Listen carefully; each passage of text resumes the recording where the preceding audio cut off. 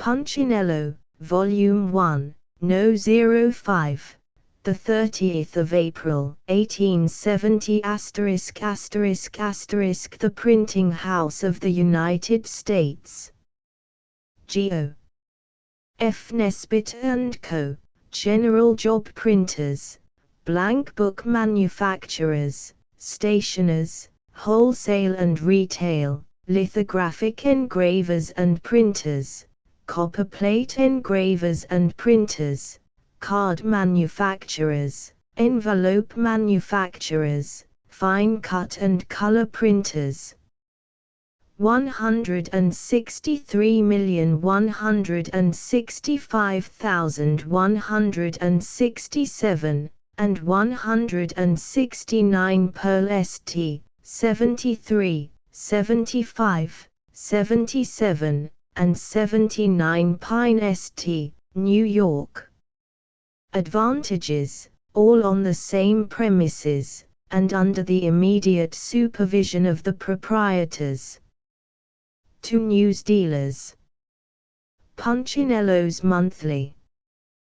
The 5 numbers for April, bound in a handsome cover, will be ready May 2d. Price, 50 cents. The trade supplied by the American News Company, who are now prepared to receive orders. Harrison Bradford & Co.'s Steel Pens. These pens are of a finer quality, more durable, and cheaper than any other pen in the market. Special attention is called to the following grades, as being better suited for business purposes than any pen manufactured. The 50522 and the anti-corrosive. We recommend for bank and office use. D. Appleton & Co., sole agents for United States. Punchinello Volume I No. 5. Saturday, the 30th of April, 1870. Published by the Punchinello Publishing Company, 83 Nassau Street, New York. Conant's patent binders for Punchinello to preserve the paper for binding, will be sent, post-paid on receipt of $1, by Punchinello Publishing Company 83 Nassau Street, New York City. Prang's chromos are celebrated for their close resemblance to oil paintings. Sold in all stores throughout the world. Prang's weekly bulletin of chromos. Easter morning family scene in Pompey. Whittier's birthplace illustrated catalog sent, on receipt of stamp, by L. Prang & Co., Boston. The warning of the bell. Look out for the train. Patriotic adoration. A Tale of Philadelphia. People of the Quaker City, how the world must stand aghast at your wondrous veneration for those relics of the past, kept in such precise condition, fostered with such tender care. Don't the Philadelphians love old Independence Square? Splendid are its walks and grass plots where the bootblacks baseball play, and its seats resembling toadstools, on which loafers lounge all day, waiting for their luck, or gazing at the office of the mayor. Don't the Philadelphians love old Independence Square? Then, behold the fine old State House cleanly kept inside and out, where the faithful office holders squirt tobacco juice about. Placards highly ornamental decorate its outward wall. Don't the Philadelphians love old Independence Hall? Oh, ye gods and little fishes! Could Bill Sticker be so vile as to paste up nasty posters on the sacred classic pile? Greece and Rome yet have their relics, but what are they? Very small. never half so venerated as old Independence Hall. Periodical literature. Punchinello has hitherto refrained from criticizing the periodicals of the day, from the mistaken idea that superlative excellence was not expected in every number of every daily or weekly journal in the land. He did not know that, if every such journal was not edited so as to suit the comprehension of all classes of cursory critics, it should be unqualifiedly condemned. Supposing that a painter should not condemn a paper for publishing a musical article beyond his comprehension, and that an architect ought not to get in a rage because he finds in his favorite journal a paper on beavers which makes him feel insignificant, Punchinello has generally looked around upon his fellow journalists, and thought them very good fellows, who generally published very good papers. He did not find superlative excellence in any of their issues, but then he did not look for it.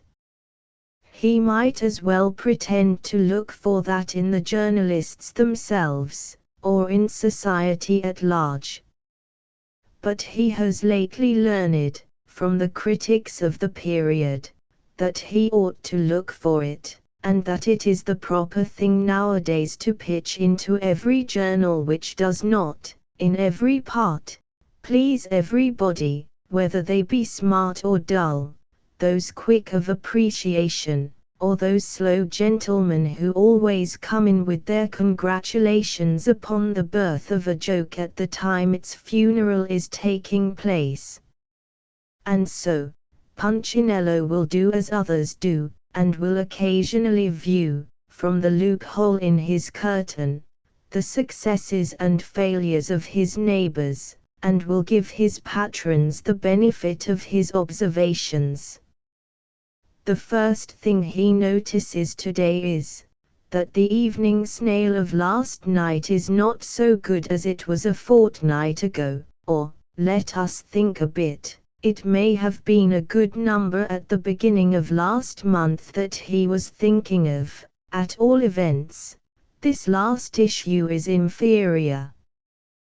The matter on the first page is not printed in nearly as good type as the original periodicals had it, and while the letters in the heading are quite fair, it is very noticeable that the eyes are very defective, and there is no C in it. The gleanings are excellent, and it would be advisable to have more of them, if indeed such a thing were possible in this case. The spider work inside shows no acquaintance with the writings of Bach or Gliddon, and there is nothing about the spectrum analysis in any part of the paper. Besides, the paper is too stiff and rattles too much, and Punchinello could never abide the color of the editor's pantaloons. Why will not people dress and write so that everybody can admire and understand them? Especially in regard to witty things and breastpins, they ought to be loud, overpowering, and so glaring that people could not help seeing them. And they ought to be a little cheap, too, or average people won't comprehend them. In both cases paste, and scissors, pays better than diamonds. The reports of private parties in the Snail are, however, very good, and if it would confine its original matter to such subjects, it could not fail to succeed. A query for physicians. Are people's tastes apt to become vitiated by the excessive use of certain mineral waters? Behold, how pleasant a thing tea is, etc. Boston has a couple of clergymen who have fallen out upon matters not precisely theological. In the summer, the Reverend Mr. Murray leaves his sheep, to shoot deer by torchlight in the Adirondacks. This the Reverend Mr. Alger, in addressing the suppression of cruelty to animals society, denounces as extremely wicked. From all which Mr. Punchinello, taking up his discourse, infers, first, that it is a great deal more wicked to shoot deer by torchlight than by daylight. Secondly, that the Reverend Murray and the Reverend Alger are of different religious persuasions. Thirdly and lastly, that the Reverend Mr. Alger doesn't love venison. P.S. Persons desiring to present Mr. Punchinello with a fine haunch, in the season, may shoot it by daylight, moonlight, torchlight, or by a Drummond light, as most convenient. We are indebted to Mr. Cerrone for a number of brilliant photographs of celebrities of the day. Lovely woman is well represented the batch, with all the characters of which Punchinello hopes to present his readers, from time to time. Entered, according to Act of Congress, in the year 1870, by the Punchinello Publishing Company, in the Clerk's Office of the District Court of the United States, for the Southern District of New York. All aboard for Holland. Punchinello understands that a performance is soon to take place at the Academy of Music, for the benefit of George Holland, the well-known and evergreen veteran of the stage. It pleases Punchinello to know that a combination of talent and beauty is to be brought together for so worthy a purpose. 74 years ago, when George Holland was a small child, Punchinello used to dandle him upon his knee. Hardly 4 years have passed since Punchinello was convulsed by the Tony Lumpkin of Holland. He distinctly remembers, too, administering hot whiskey punch to little boy Holland with a teaspoon, which may in some measure account for the spirit subsequently infused by the capital comedian into the numerous bits of character presented by him. Considering these facts, it is manifestly an incumbent duty on the part of Punchinello to request the earnest attention of his readers to the subject of George Holland's benefit, all particulars concerning which will be given due time through the public press. It used to be said, long ago, that the Dutch have taken Holland well. Let our own modern Knickerbockers improve upon that notion, by taking Holland's tickets. Remember how, in the early settlement of the country, it was Holland that made New York, and see that New York now returns the compliment, and makes Holland. Convivial songsters frequently remind us that, a Hollander's draught should potent be, and deep as the rolling Zuiderzee. Mind this, all ye Hollanders who would give your support to our Holland. Let your draughts be potent, your cheeks heavy, your attendance punctual. Make the affair complete, so that when, hereafter, a comparison is sought for something that has been assumed, people will say of it, as big as that bumper of Holland's dot. Astronomical Conversations. By a father and daughter residing on the planet Venus. Know I father, to daughter, who is looking through a telescope. Yes, Helen, that is the planet Tellus, or Earth. The darker streaks are land, the bright spots, water. We begin with a low power, which shows only the masses. Presently you will have the pleasure of discriminating not only rivers and chains of mountains, but cities, single houses, even human beings. Yes, you shall this very night read page of Punchinello, a paper so bright that every word appears surrounded by a halo. Daughter. Oh father. Do that now. How delightful, to actually read the works of these singular creatures, and become familiar with their extraordinary ideas.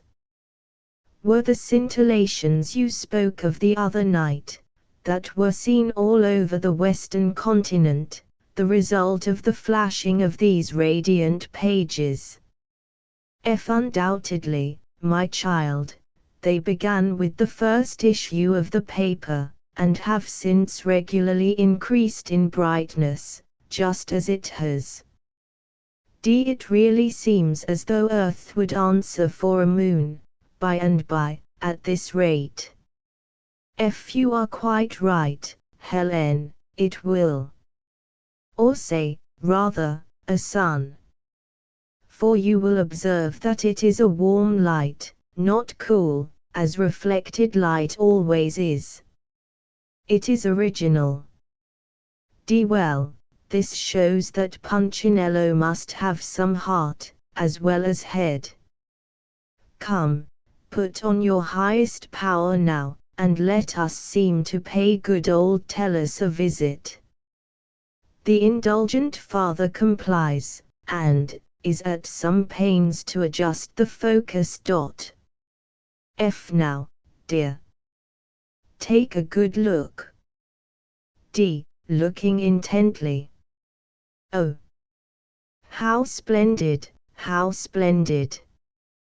Do see the beautiful things in those shop windows. It must be the spring season there. Do see those lovely lumps on the backs of those creatures' heads. What place is it, father? That. It's New York, and the street is the famous Broadway. Oh dear. How I would like to go shopping there, this minute, for I see it is afternoon in that quarter. Is there no way of getting there?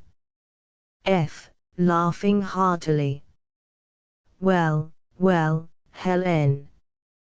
That's pretty good, for the daughter of an astronomer. Do you know that at this precise moment you are 45,654,491 miles and a half from those muslins? I'll tell you, sis, what could be done. Drop a line to the editor of Punchinello, and tell him what you want. He'll get it, some way. That I will, instantly. Turns to her portfolio, while her father turns to the telescope. Dear Mr. Editor, pardon the seeming boldness of a stranger, you are no stranger to me. Long have I deceived that good man, my father, by pretending to know nothing of the earth, or of his instrument. Many and many a night, unknown to him, have I gone to the telescope, to satisfy the restless craving I feel to know more of your planet, and of a person of your sex whom I have often beheld, and watched with eagerness as he came and went. How thrilling the thought, that he cannot even know of my existence, and that we are forever separated. This, good and dear editor, is my one thought, my one great agony. It has occurred to me that, in this dreadful situation, my passion being sufficiently hopeless, as anyone may see, you might at least afford me some slight alleviation, by undertaking to let him know of the interest he excites in this far-off star. Let me describe my charmer, so that you will be able to identify him. He is of fair size, with a rolling gait and a smiling countenance, has light hair and complexion, wears often a white hat, on the back of his head, where thoughtful men always place the hat, I've been told by observers, and now and then carelessly leaves one leg of his trousers at the top of his boot. I have often seen him, with a bundle of papers in his pocket, entering a large building with the words Tribune Office over the door, and I adore him. Oh, excellent editor! Tell him this, I implore you. Be kind to your distant and lovelorn friend, Helen. F. What did you say, Helen? D. I was saying that I wished to look a little longer at the fashions in Broadway. F. Well, I believe the fashions are all that these women think of. There, look away. I presume they have changed considerably since you looked before. When do you wish to begin your lessons in astronomy? D. Next week. Father, let me see, we will say, next week, Thursday. F. Very well, I shall remind you. D. Who is determined to have the last word, anyway? Very well. Beecher's soliloquy on entering his pneumatic chamber. To be or not to be. Reflection by Italo Chandler. Though a man be the mould of fashion, yet he cannot light himself to bed by the dip in his back. Plays and shows. E.N. and Acres, the new comedy at Warlick's, is one of the best of Taylor's pieces, and a decided improvement upon the carpenter work of Boucicault. It has been rechristened by Mr. Warlick, and its former name, Old Men and New Acres, or New Aches and Old Manners, or something else of that sort, has been conveniently shortened. If it does not convince us that the author has improved since he first began to write plays, it certainly reminds us that there is such a thing as progress. In the latter play, Mr. J. W. Warlick was a civil engineer. In the present drama, he is an uncivil tradesman. Both appeal to the leveling tendencies of the age, and in each, the author has done his level best, as Mr. Grant White would say, to flatter the family circle at the expense of the boxes. The cast includes a vague baronet and his managing wife, their slangy daughter, their unpleasant neighbor and his wife and daughter, an unintelligible Dutchman, an innocuous youth, a disagreeable lawyer, and the merchant prince. This is the sort of way in which they conduct themselves. Act 1. Disagreeable lawyer to vague baronet, you are ruined, and your estate is mortgaged to a merchant prince. What do you intend to do? Vague baronet. I will ask my wife what I think about it. Enter managing wife. Ruined, are we? Allow me to remark, fiddlesticks.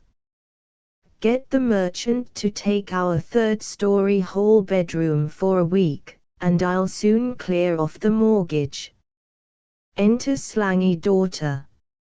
Oh ma! There was such a precious guy at the ball last night, and I had no end of a lark with him. Good gracious! Here comes the duffer himself.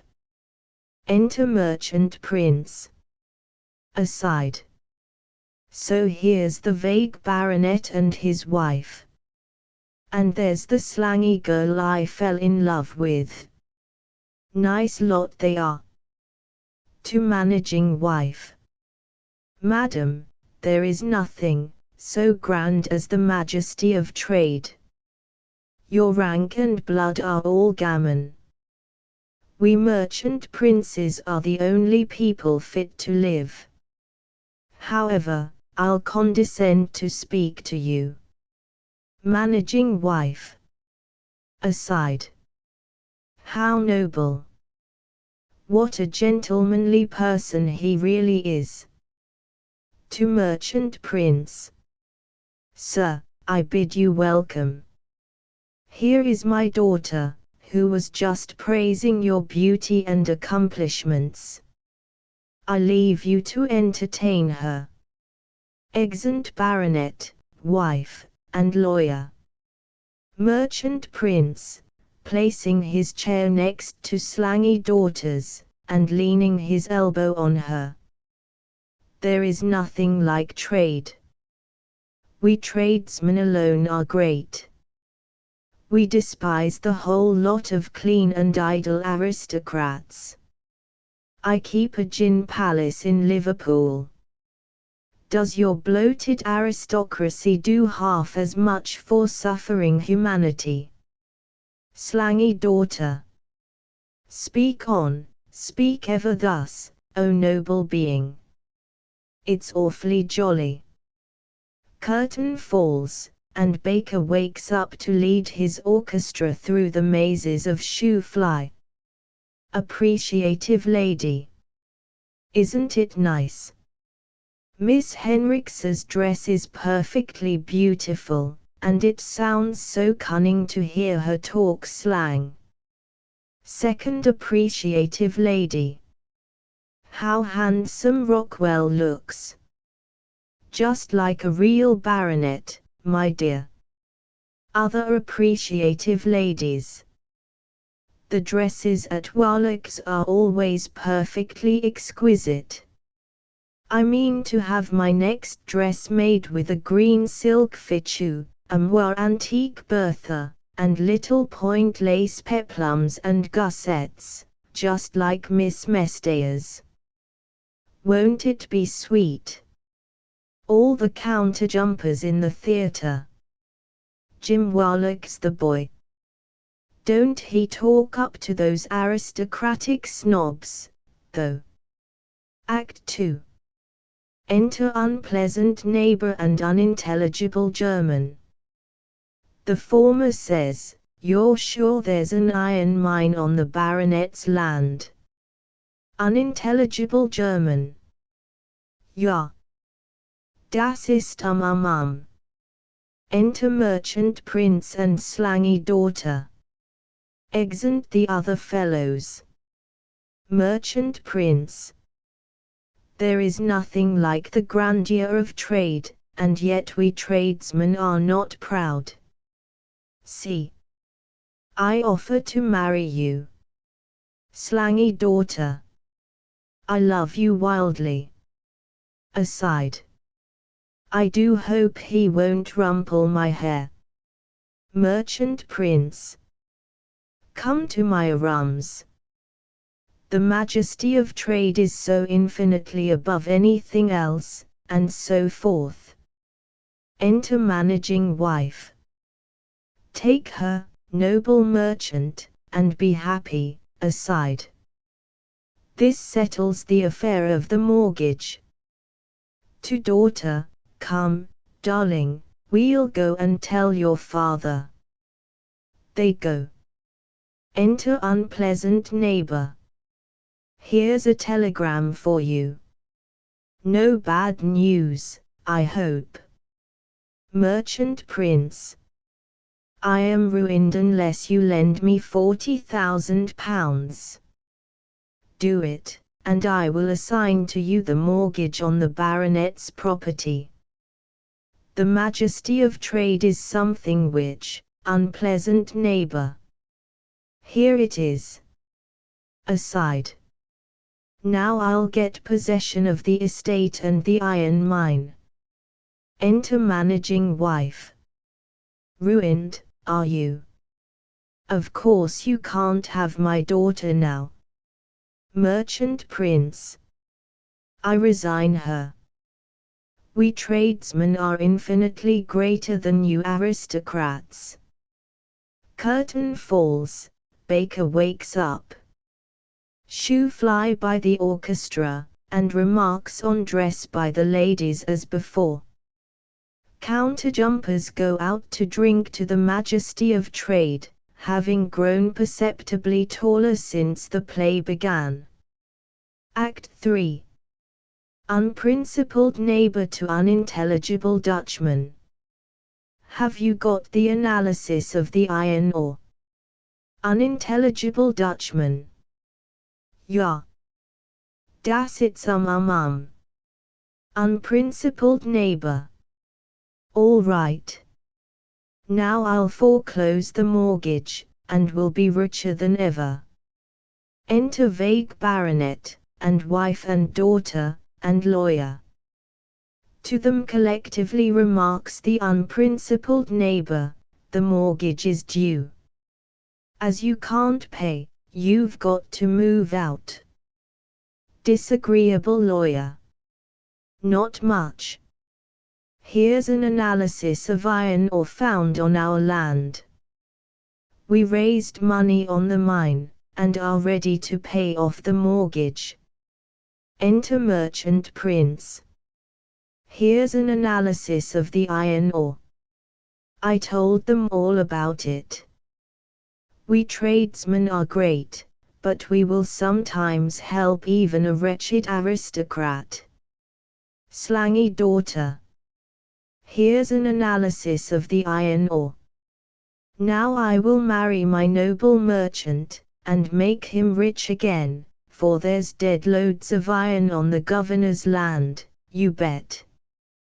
They all produce analyses of the ore, and the play itself being o'er, the curtain falls.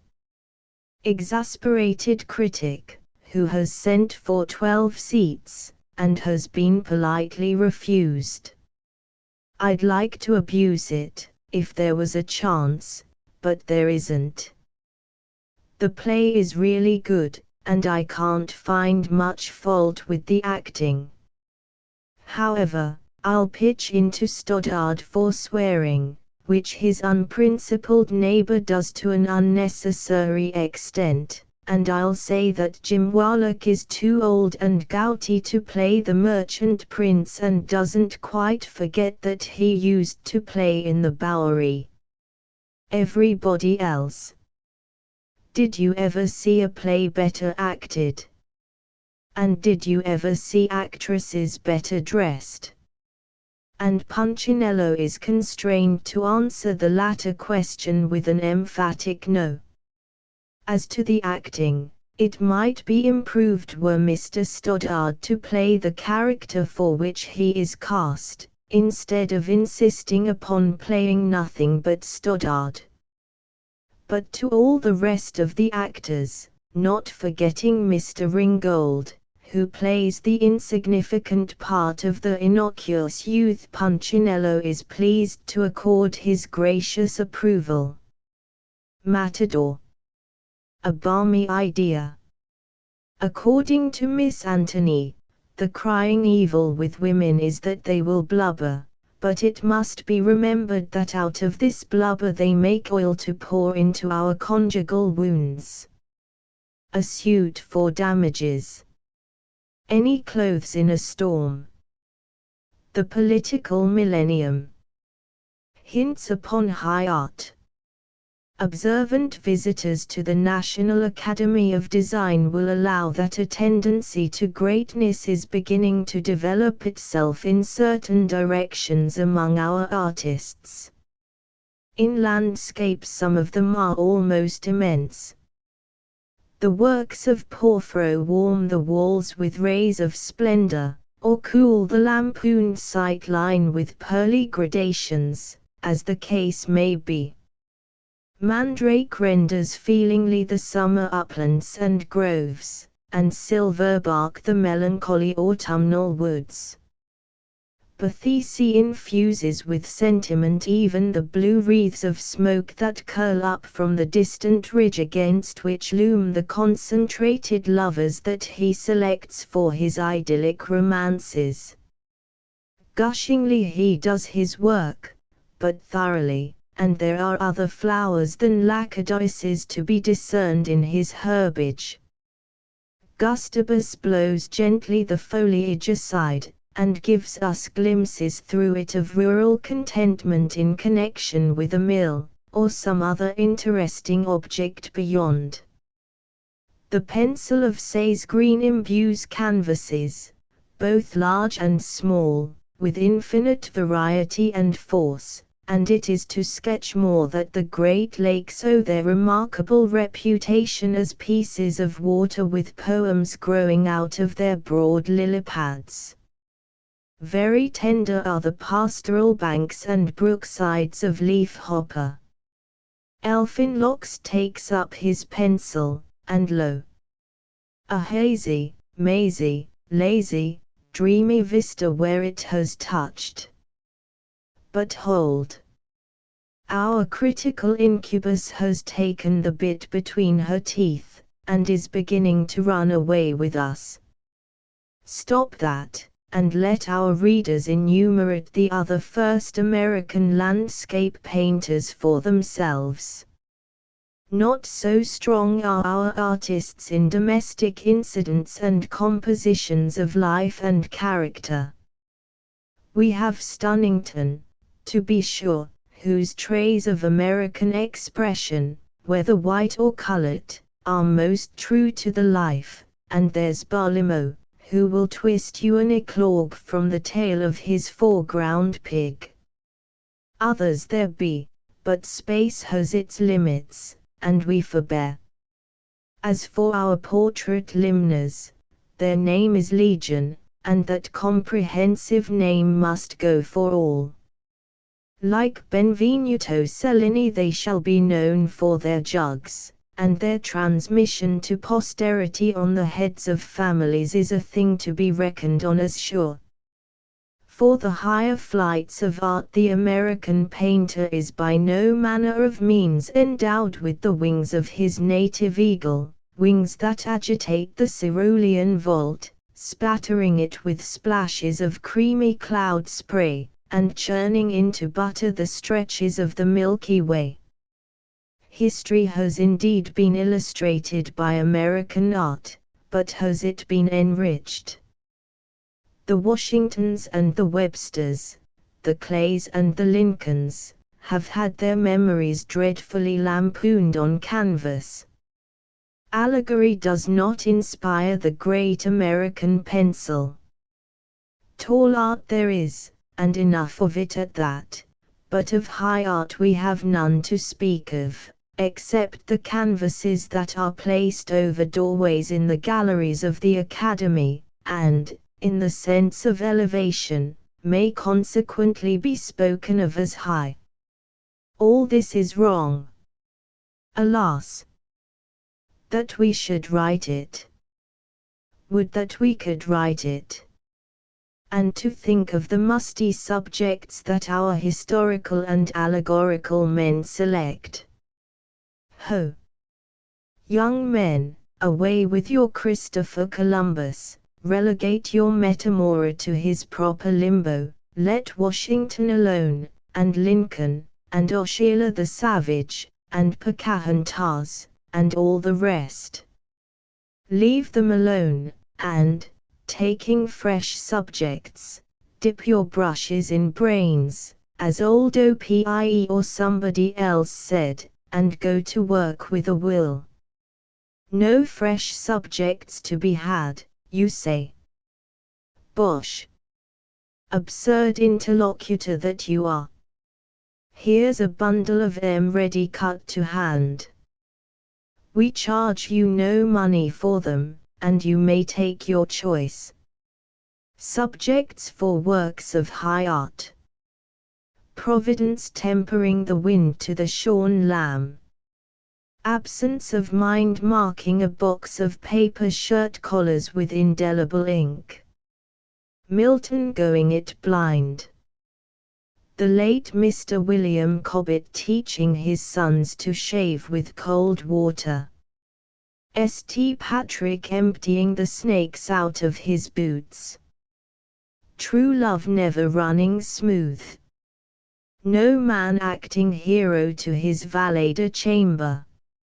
Robert Borner taking Dexter by the forelock with one hand, and Time with the other. Subjects like these might be worked out to advantage.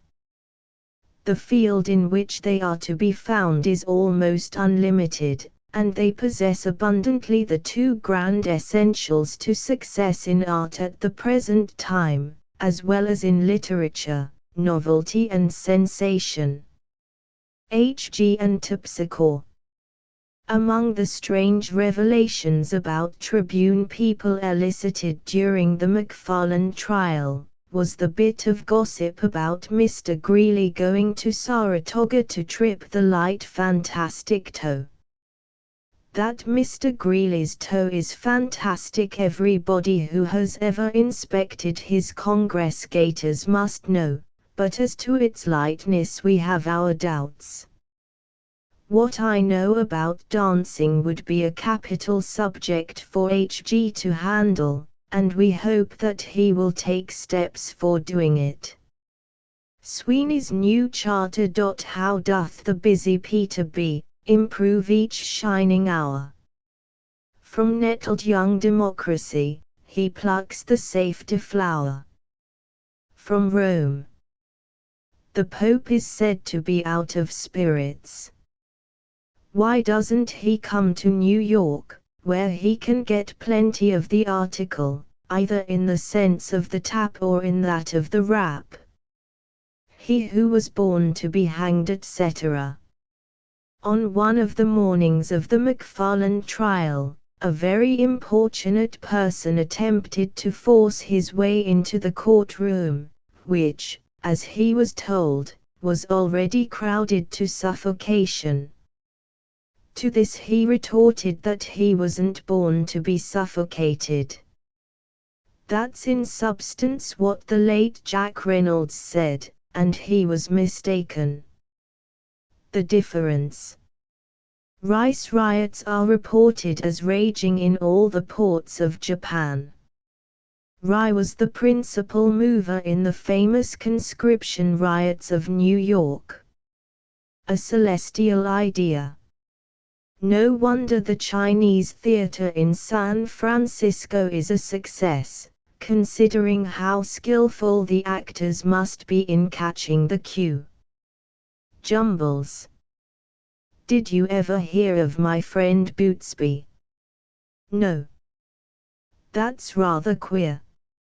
I see, you've been out of town. Bootsby is a man of standing, of decided standing, I may say. He stands, in fact, a great deal. The heavy standing round he does is enormous when the limited capacity of a single mortal is taken in view. Bootsby stands round among every class of people, and especially of politicians and petitioners. He stands round to talk, to hear, and especially to drink. The power of the man in this last matter is wonderful, and the puzzle is, that his standing, and perpendicularity, is not perceptibly affected. Of course there are times when Bootsby's standing is not so good.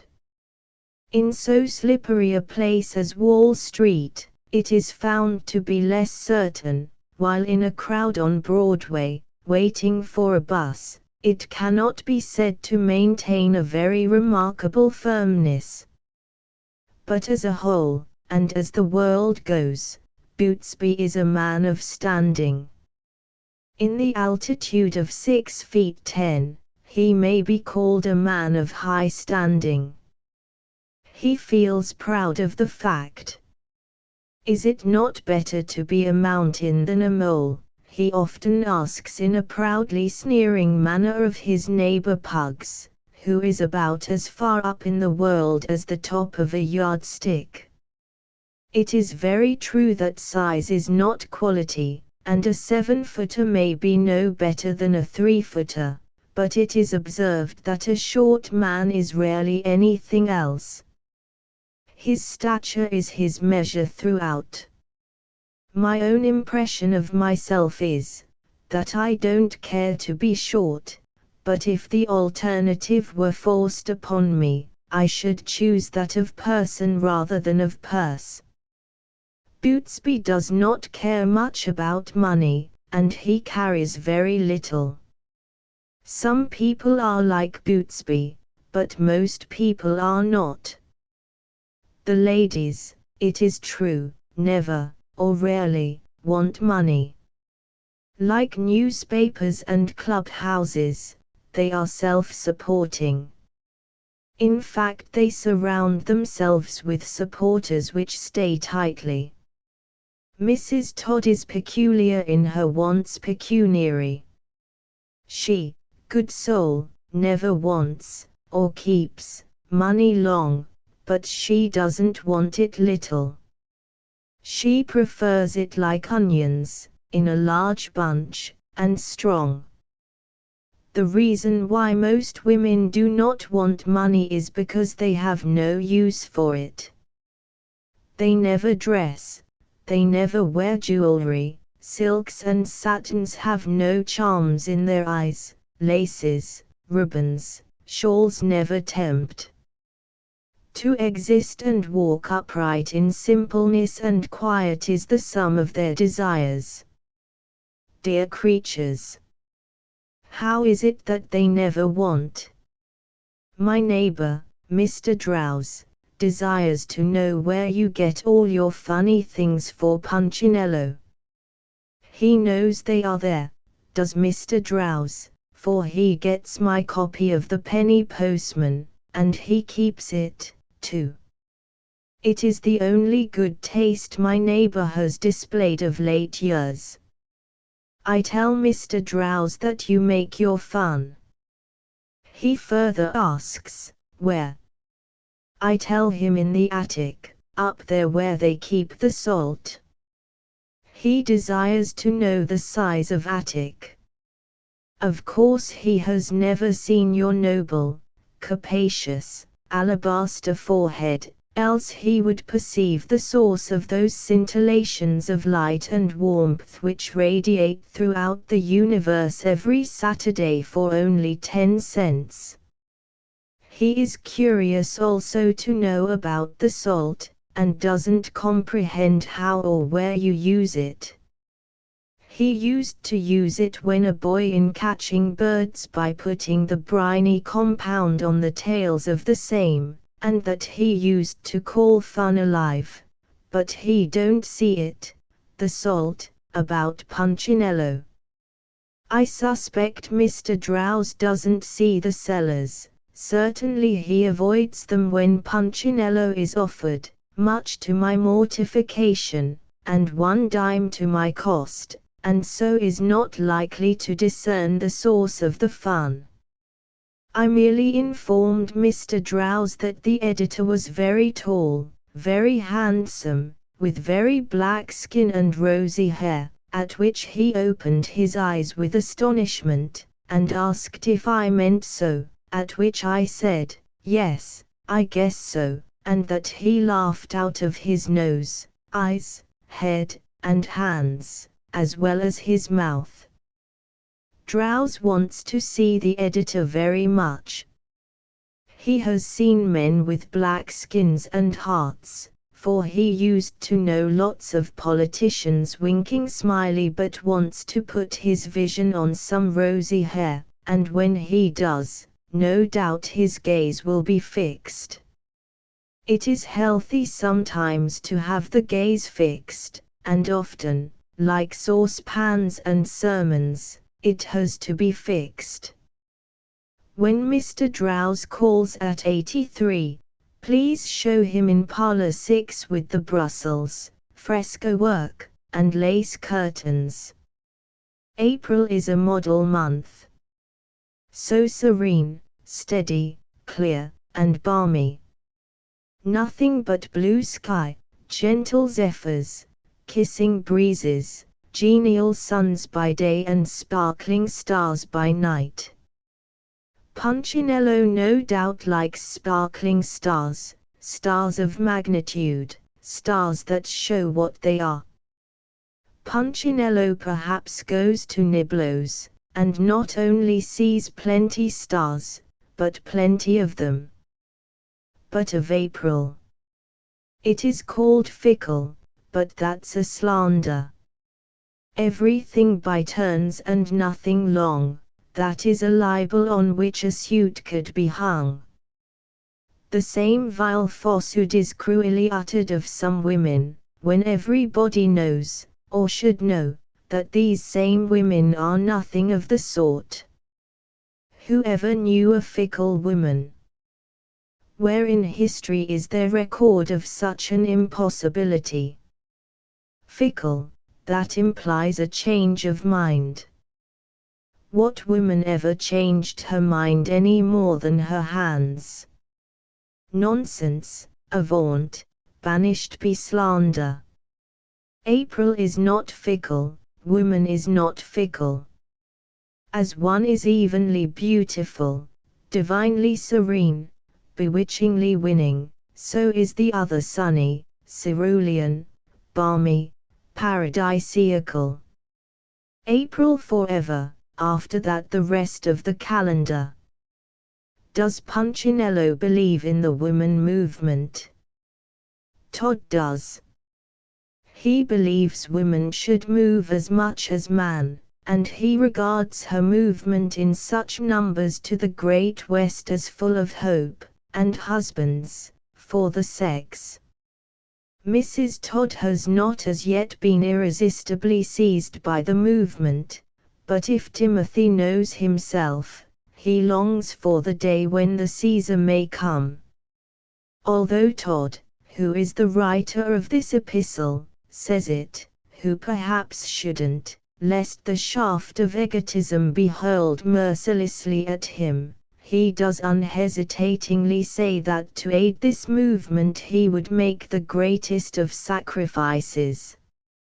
He is willing to sacrifice his wife and other female relations upon the sacred altar of the movement, and contribute liberally to the expense thereof.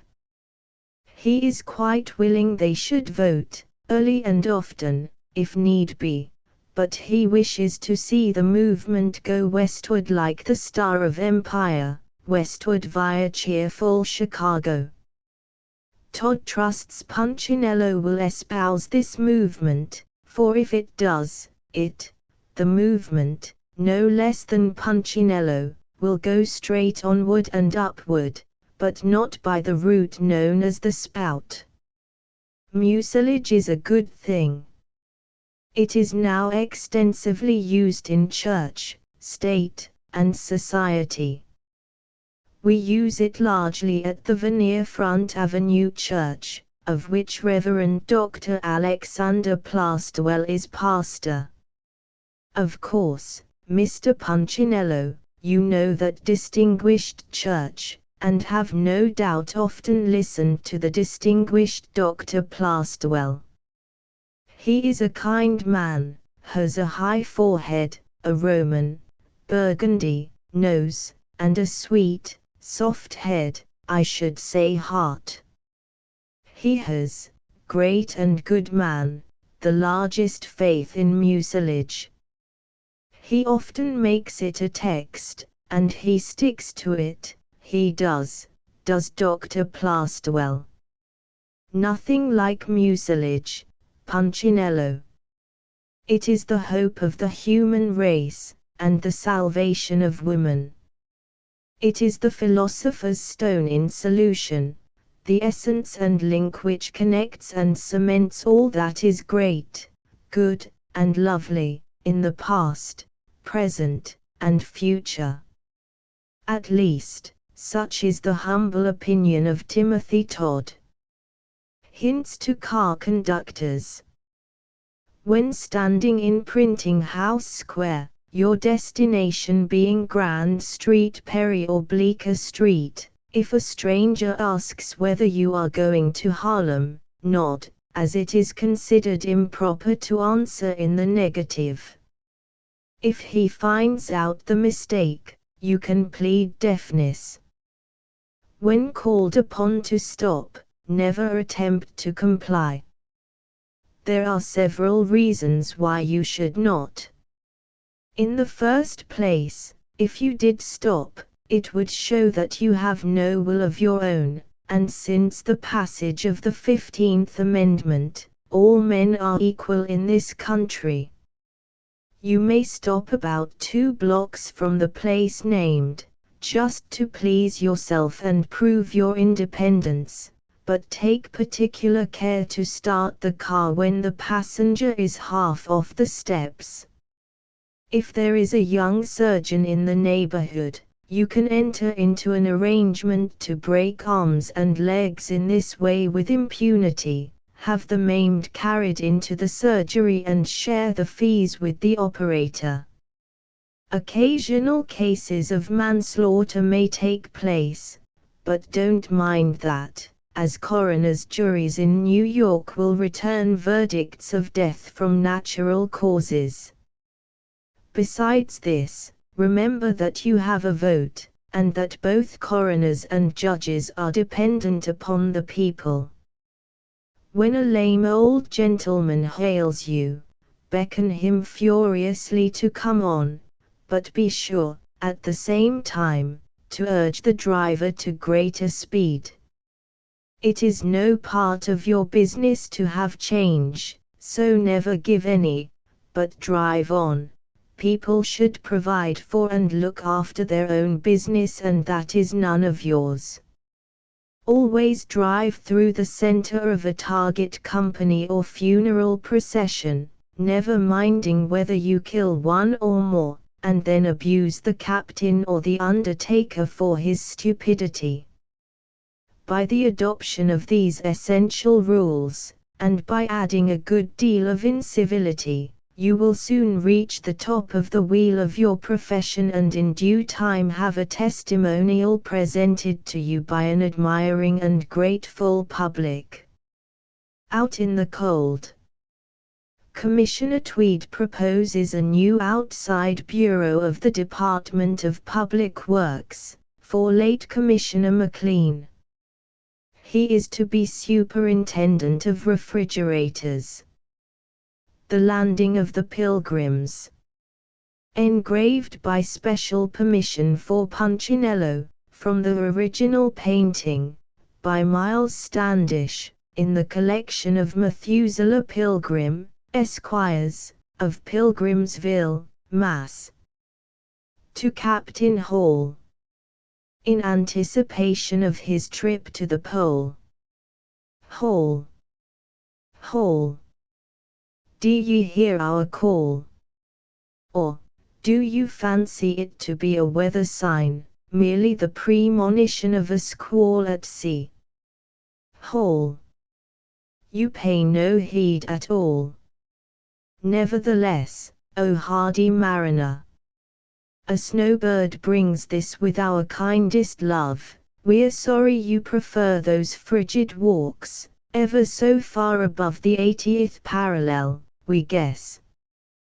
To stocks, and tariffs, and domestic bliss, yes, yes, Captain, we're sorry it has come to this. Why do you madly thirst for grog that's chopped up with a hatchet? Say. And tell us of the first strange thought which spurred you to go up that way. Was it the hope that on some icy coast, frozen, yourself, almost, you'd have the luck to meet poor Franklin's ghost? And has it seemed, sometimes, that drowning might be pleasanter up there among the icebergs, native to those climes, than where the surf breaks gently on some coral reef, and sirens sweetly soothe one's slow despair? Say, was that your belief? And who is bent, why was he sent, with his warm currents wheeling round the pole? A long, long race must his disciples run, no sun, no fun, no chance to toss a word to any one, and what a goal! As hopefully you munch the flinty biscuit, watching whale or seal, or listening, undaunted, to the crunch of ice floes at the keel, say, Sir Intrepid. Shall you really think you pioneer the navies of the world? Not while the chink of well-housed dollars sounds so pleasantly, and safer tracks map out the treacherous sea. If that's your dream, oh, let your sails be furled. But, no. It is not this. Your spirit, high and bold, scorning all tamer joys, will have it so. No cold can chill its ardor.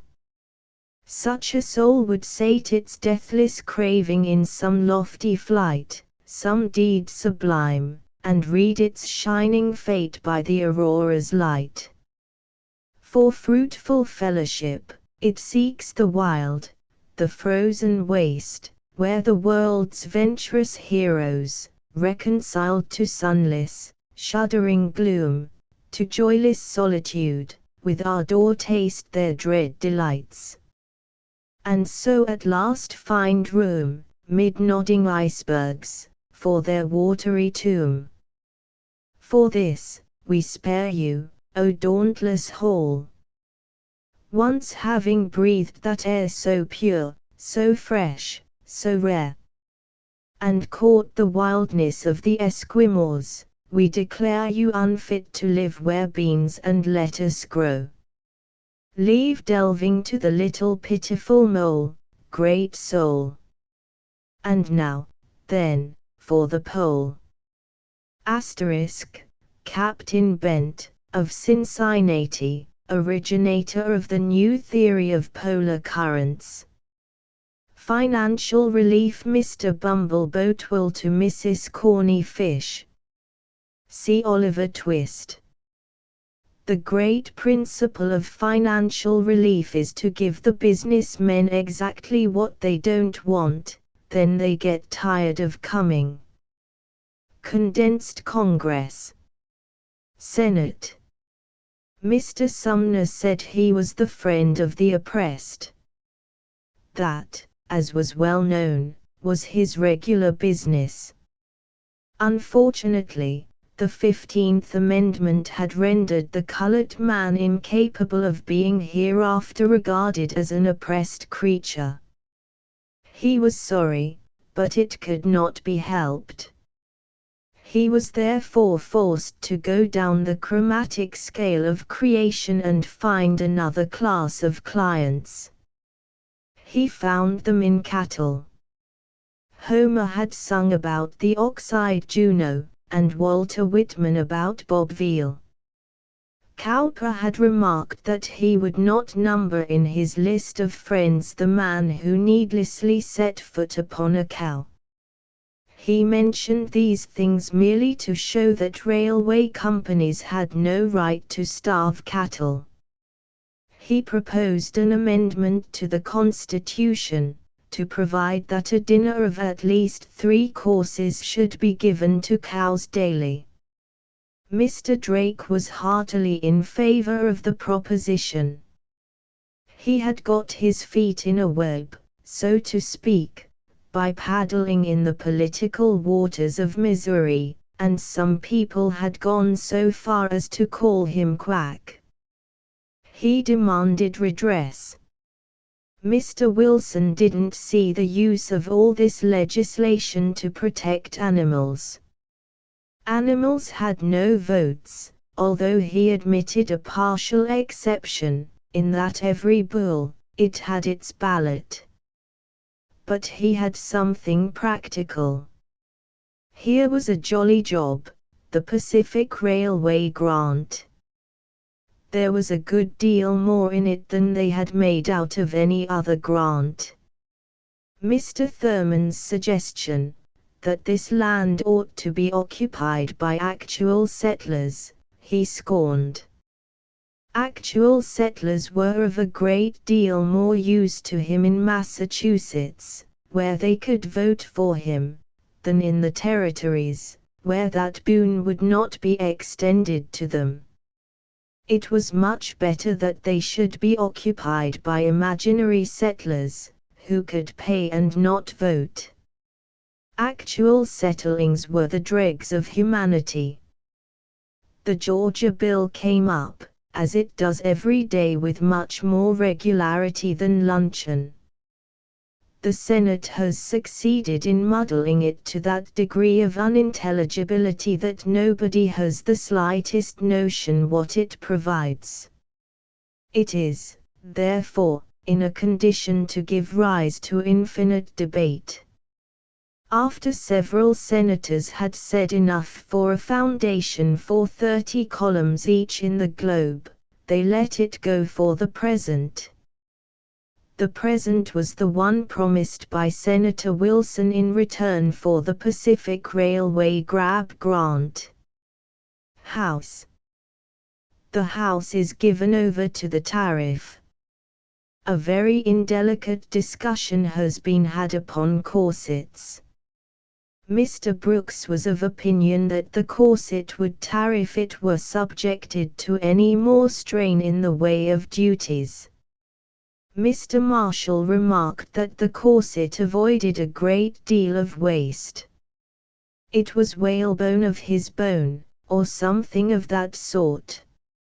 It was one of the mainstays of our social system. Mr. Sklenk made another speech. He ripped up the foreign corset in a truculent manner. He said that American corsets were far superior, only American women had not the sense to see it. The effect of taking off the duty on corsets would be to take off the corsets. Mr. Brooks called the hooks and eyes on the corsets. Mr. Sklenk opposed the call. He had found a simple tape much preferable. He wished a cofferdam might be put upon the roaring brooks. Somebody at this point brought up a contested election case, but Mr. Logan objected to its being considered. What, he asked, was the use of wasting time? There was money in the tariff. There was no money at all in voting a Democrat out, and a Republican in. They could do that any day in 5 minutes. His friend Mr. Butler had recently remarked, one Democrat more or less made no difference. But Mr. Butler forgot that the larger the majority, the larger the divisor for spoils, and therefore the smaller the quotient and the dividend. He did not know much about arithmetic.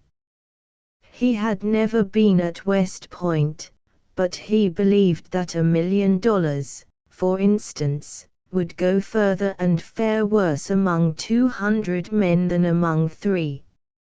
If the House were not careful, there would be a glut of Republicans in it, and the shares would be pitifully meager. As for him, he had a great mind. Derisive cheers. He repeated that he had a great mind to vote for a Democrat next time. In spite of Mr. Logan's warning, the House voted in a couple or so of Republicans, and then resumed the duty on wool. Mr. Cox thought this wool had been pulled over the eyes of the House often enough. It reminded him of an expedition, of which Mr. Logan had never heard, in search of a golden fleece. Mr. Jenks, and Mr. Sklenk, and Mr. Kelly called him to order in behalf of their constituents, who were in the wool business, and said that wool in one form or another had always been the staple of their political career. Mr. Butler said he had a little game worth 2 of that. He wanted to buy San Domingo. In this there were plenty of commissions, and hundreds of thousands of colored votes. 15th Amendment. Aldermanic reception uptown. Caesar, walk in. Pompey. How d'ye do? This way, Calm. Gentlemen, please walk right through. George, how's your mother? Fine day, Pete, fine day. Well, how are things down there at Oyster Bay? Our auntie. How's your rheumatize, this spring? Well, Mr. Johnson, did you try that sling? Why, this is Uncle Steve. How do you do? Uncle. Sit down. What can I do for you? Well, Mr. Prince. You must be busy, now. Whitewashing is the best thing done, I vow. Why, hello. Regis. From the Cape so soon. When do you open, this year, 1st of June? Come, gentlemen, some wine. Now, don't refuse. What? Temperate. Teetotal. Well, that's news. And good news, too. Well, coffee, then. You see, my friends, the sentiment's the thing with me. The real mocha, auntie. Simon Pure. Raised by free Arabs. For I can't endure a single thing that's flavored with a wrong. Yes, auntie, you are right, I've come out strong. So have the colored people, I may say. One fact explains the other, up this way. They've proved their strength. It's settled, sure as a gun, that every colored voter now counts one. Now, gentlemen, you'll be surprised to find so many people with your turn of mind. But, sure as tricks. Remember what I say, you'll learn some things before election day. Pompey, don't take much time, and you can spare it. Try this old fiddle, picked up in the garret. Good. It's your fiddle. Auntie, here's a pound of that same genuine mocha, ready ground. Say, Uncle Steve, I've got a fish for you, down at the market. Call again, Pete, do. I'll have a job for you and Caesar soon, it's only waiting for a change of moon. Calm, how'd you like a chance to wait on table? Or, would you rather drive, and run my stable? George, in the kitchen there's a pan of sauce. Going. All gone. Now, Bridget, air the house. Historic parallel. The Jackade movement came near destroying London. The arcade movement threatens to destroy Broadway. A cheap luxury.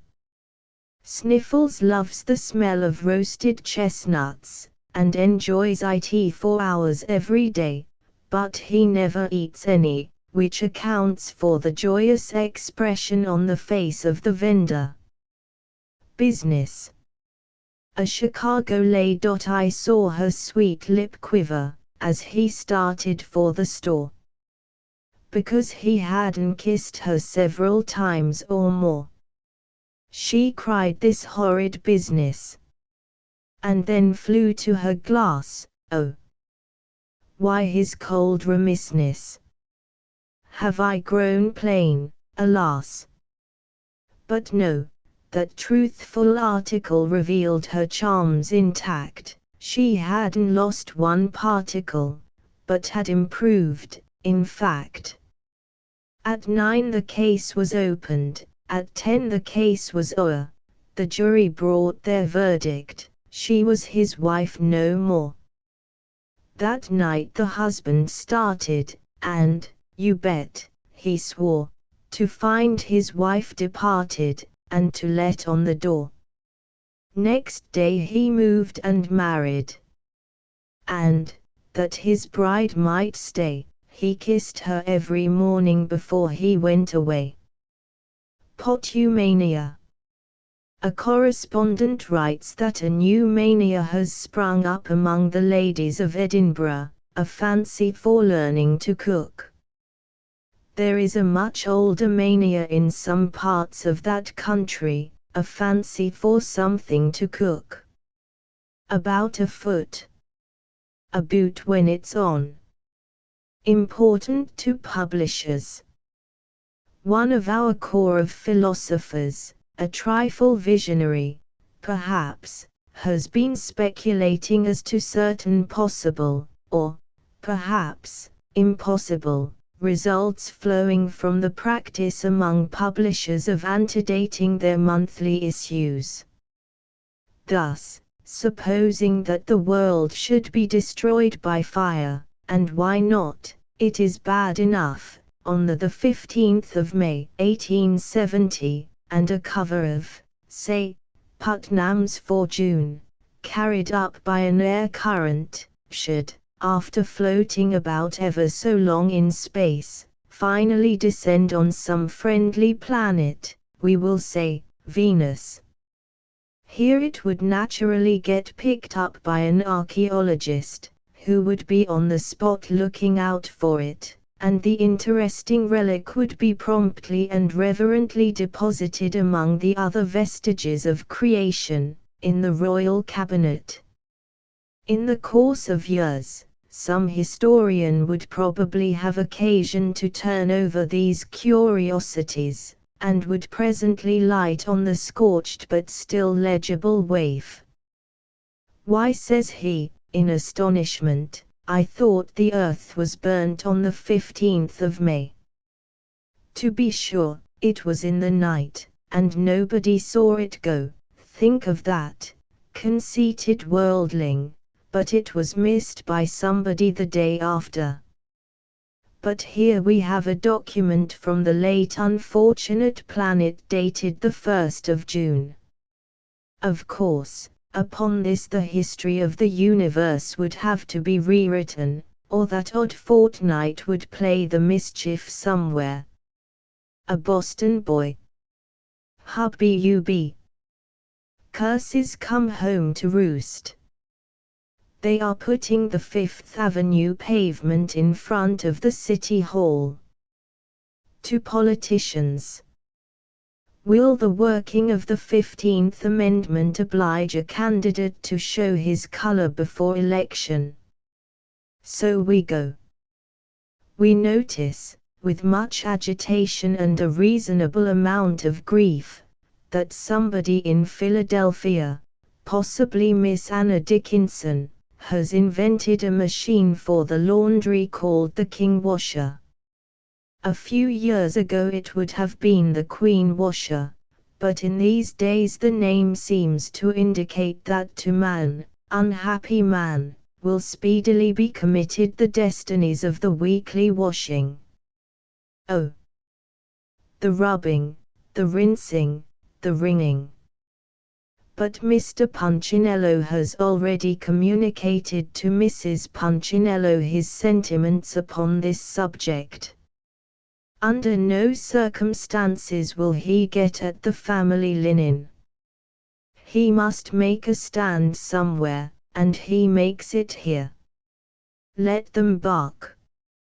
Miss Barkalow has been admitted to practice at the bar in St. Louis. We have frequently before seen young ladies at a bar, where others practiced more than they did, but we do not see why, if Miss Barkalow wishes to bark aloud, she should not be allowed to bark, aloud or otherwise.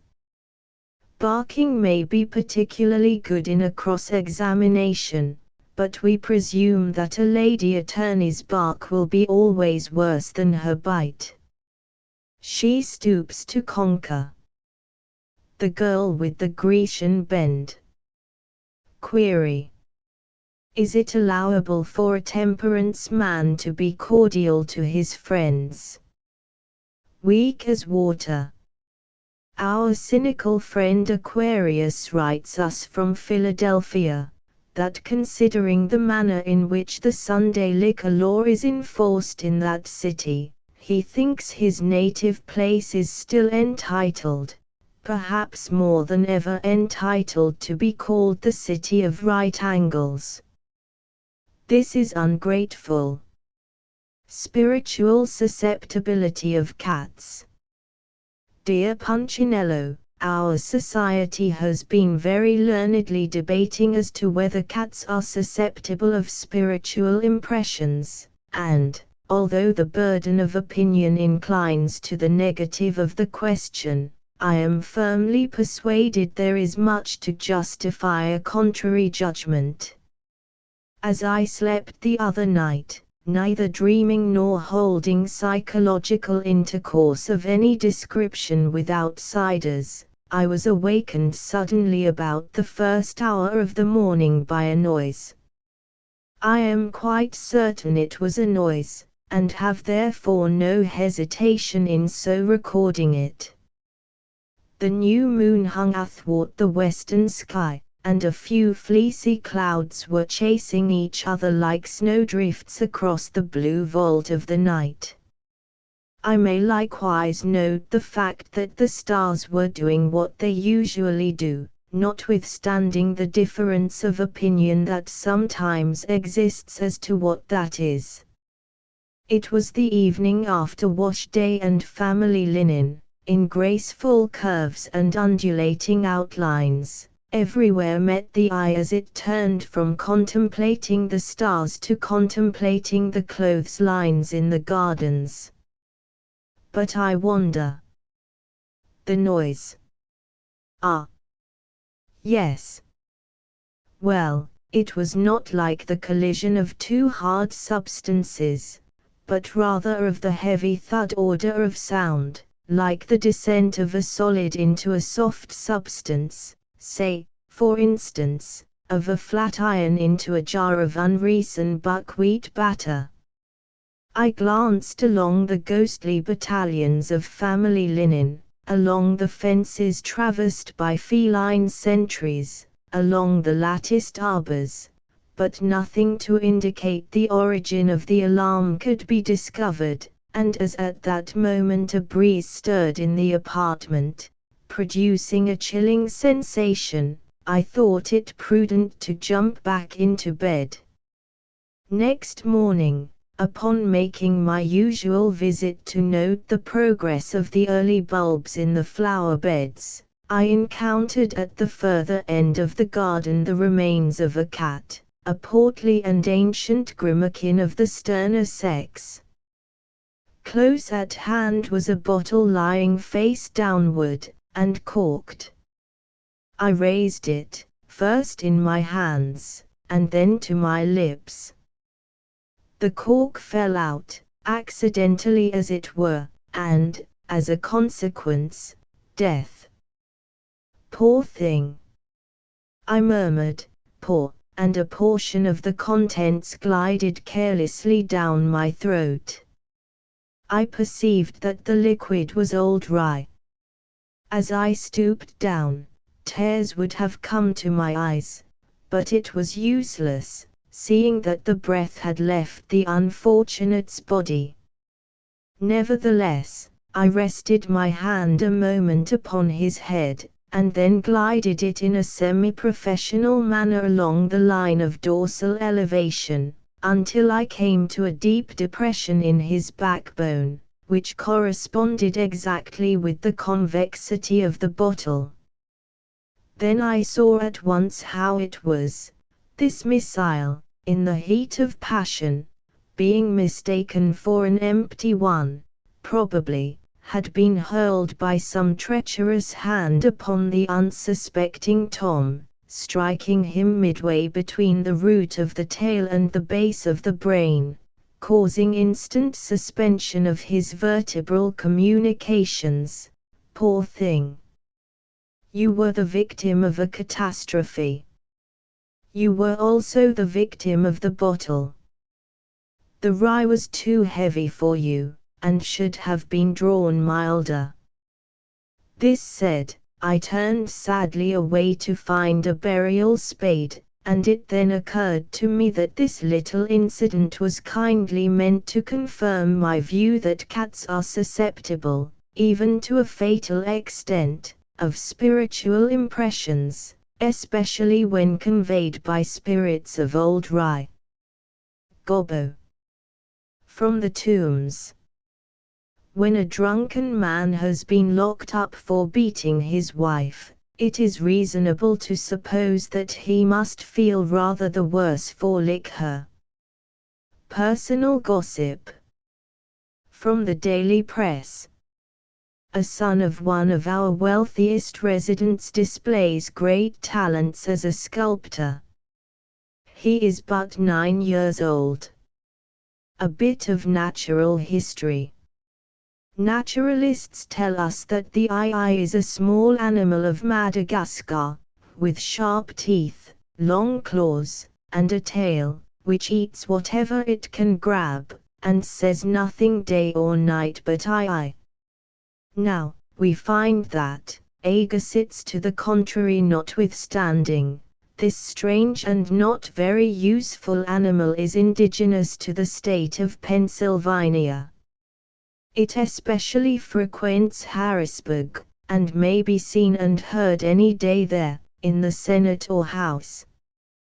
Being an active member of that House, your correspondent has been present during the passage of 300 bills within a week or two, in about 110 of which he had some personal interest.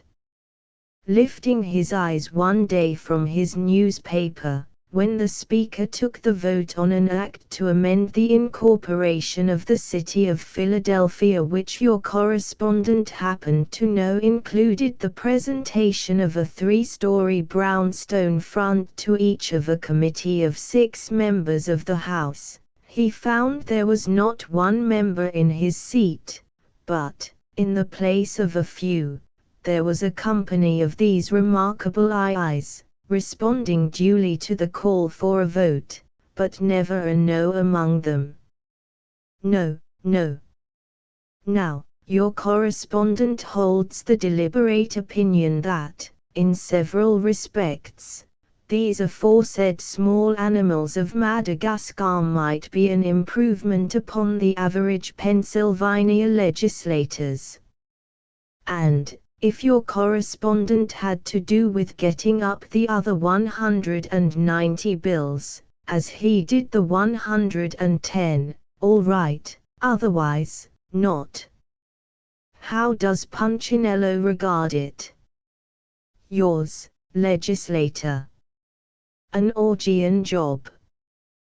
Punchinello has telegraphed to Governor Geary his approval of the sewage utilization bill at Harrisburg, on one condition, that the first piece of work be finished up by the members of the Pennsylvania legislature with their own hands, that work to make up into decent manure, deodorized and disinfected, all bills passed at the late session of their House and Senate. Since, however, complete deodorization is probably impossible, Punchinello advises also that the said members be required to cart all their stuff out to the Badlands of Nebraska, and remain there to make the best use of it, or else make a contract with Captain Hall to ship it and them to the Arctic regions at once. On the finances. Says Crispin, did not somebody say it was Boutwell in the Treasury now? A great mistake. About well, to be sure. When the newspaper men have 111-1/2 of gold, and I haven't a round dollar. Where did they get it? And then the legal tender question. I never asked but one tender question in all my life, and that was to Susan, and she said, yes. And then we were legally married. Nobody ought to ask such questions out loud, it's not decent. And fine answering and tea much better. Financiering, is it? Ah. Well. Specious assumption, too, but that requires brass, and I want gold. Meantime, who's got a 25-cent note? Massachusetts flats. Massachusetts must abound in flats. Its legislature is annually agitated from the sands of Cape Cod to the hills of Berkshire over the question. It is said to be wisdom to set a rogue to catch a rogue. Is it equally so to set a flat to catch one? National taxidermy. Punchinello has for some time past carefully considered the subject of our national tariff of imposts, that is to say, he happened to see, in a Tribune, the other day, that lucifer matches were now to be stamped separately, and not by the box, as heretofore, and he has come to the conclusion, after duly weighing in his mind all the arguments for and against the present system of taxation, that is to say, he made up his mind the minute he read the article, that what the present tariff needs is a more thorough application and a better classification, or, what the technologists call taxonomy, which term is suggested to him by a work on the subject which he has been recently studying. That is to say, he looked in the dictionary to find out what taxidermy meant, and seeing taxonomy there, snapped it up for a sort of collateral pun. As an illustration of what our impost legislators, or impostors, ought to be, let us take the taxidermist.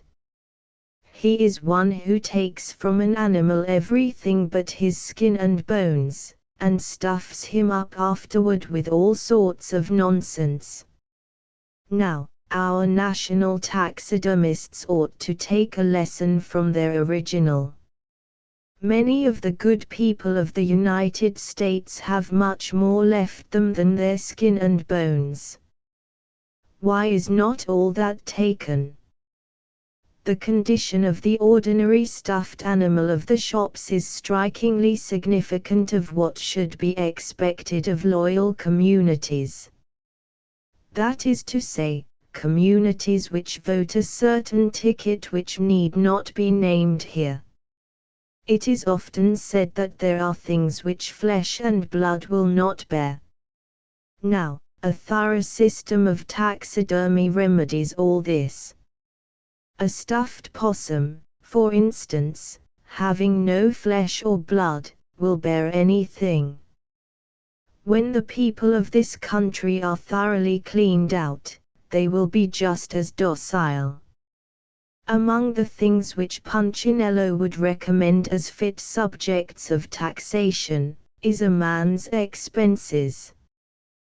They have not been taxed yet. If he pays for his income, why not for his outgoes? The immense sums that are annually expended in this country for this, that, and the other thing ought certainly to yield a revenue to the government. That is to say, there ought to be a new army of collectors and assessors appointed. P knows lots of good men out of office. And then there's a man's time. Why not tax that? Nearly every man spends a lot of time, and he ought to pay for it. As it would be our tax, it could not be a very minute tax, although it is only the second tax which we have suggested. That is to say, something pun-ny. And besides these things, there's energy. We often hear of a man's energies being taxed, but, so far as the matter is apparent to the naked eye, it is difficult to see whose energies are taxed for the good of the government at the present day. This subject should certainly be investigated. That is to say, a committee of congressmen should be appointed, with power to send for persons, papers, and extra compensation. Politics, too. Every man has his politics, that is to say, every man except Bennett, and they ought to be taxed, if for no other reason than the great impetus the measure would give to the erection of fences throughout the land. And letters, too. If every 1 cent by the mail should yield 1 cent to the treasury, how the currency would be inflated in that locality. That is to say, in the locality to which the collectors would abscond. But it is impossible, with the limited time at his disposal, for Punchinello to enter into a full examination and elucidation of this subject. That is to say, he can't think of any more illustrations just now, and the printer wouldn't stand any more, if he could. But it must be admitted that the great task of opening up the country, of which we hear so much, will never be complete until the Washington skinners and stuffers get us all into the prepared specimen condition. That is to say, when the people are all willing to dry up. John Chinaman's billing and cooing. Pigeon English. Cable news. Exclusively for Punchinello. Queen Isabella has sent her compliments to Señor Castlar, as well as to General Prim, informing them that, on the whole, she thinks she will not return to the throne of Spain. It does not agree with her quiet and refined tastes and habits to live so much in public. All she wants now is a little Chateau en Espagne. She proposes to send her son, Prince of Asturias, to Professor Castlar, to study modern history. Is it not odd, by the way, that a country so long Madrid-den as Spain, should have now a governor with such a name as Prim? But, what's in a name? Bourbon, by any other name, would smell as sweet. Some, however, prefer old rye. I prefer water to both, especially to bourbon. It's an old story that 2 positives make a negative. Paris News tells us that a late will case has exemplified this. Comte, you know, was a positive philosopher. He had a positive wife. She had a will of her own. He wrote a will of his own. Consequently, it got into court. Mme. Comte, it seems, who did not agree with the philosophy while the philosopher lived, wanted his MSS. After his death. Positively, the court did not see it in that light, and so the negative came out. It was a case of no-go, or non-ego, as Hegel might have called it. Did you ever read Hegel? I didn't, and I advise you not to begin. It won't pay. I am told that he divided all things into egos, she-goes, and non-egos, or no-goes. The latter particularly, so do I. But to return to Spain, or rather to Paris. Don François d'Assisi has, it appears, suddenly discovered that his wife is not Queen of Spain so much as she was. Much less so. So, he has found her company rather expensive than agreeable, and proposes to abdicate it. Not so very much of an ass, is he? Bravo for Don Francois. In London, tomorrow will be made famous in literature by the great dinner in honor of the advent of Punchinello. Mr. Punch is talked of to preside. An unprecedented rush for tickets has begun.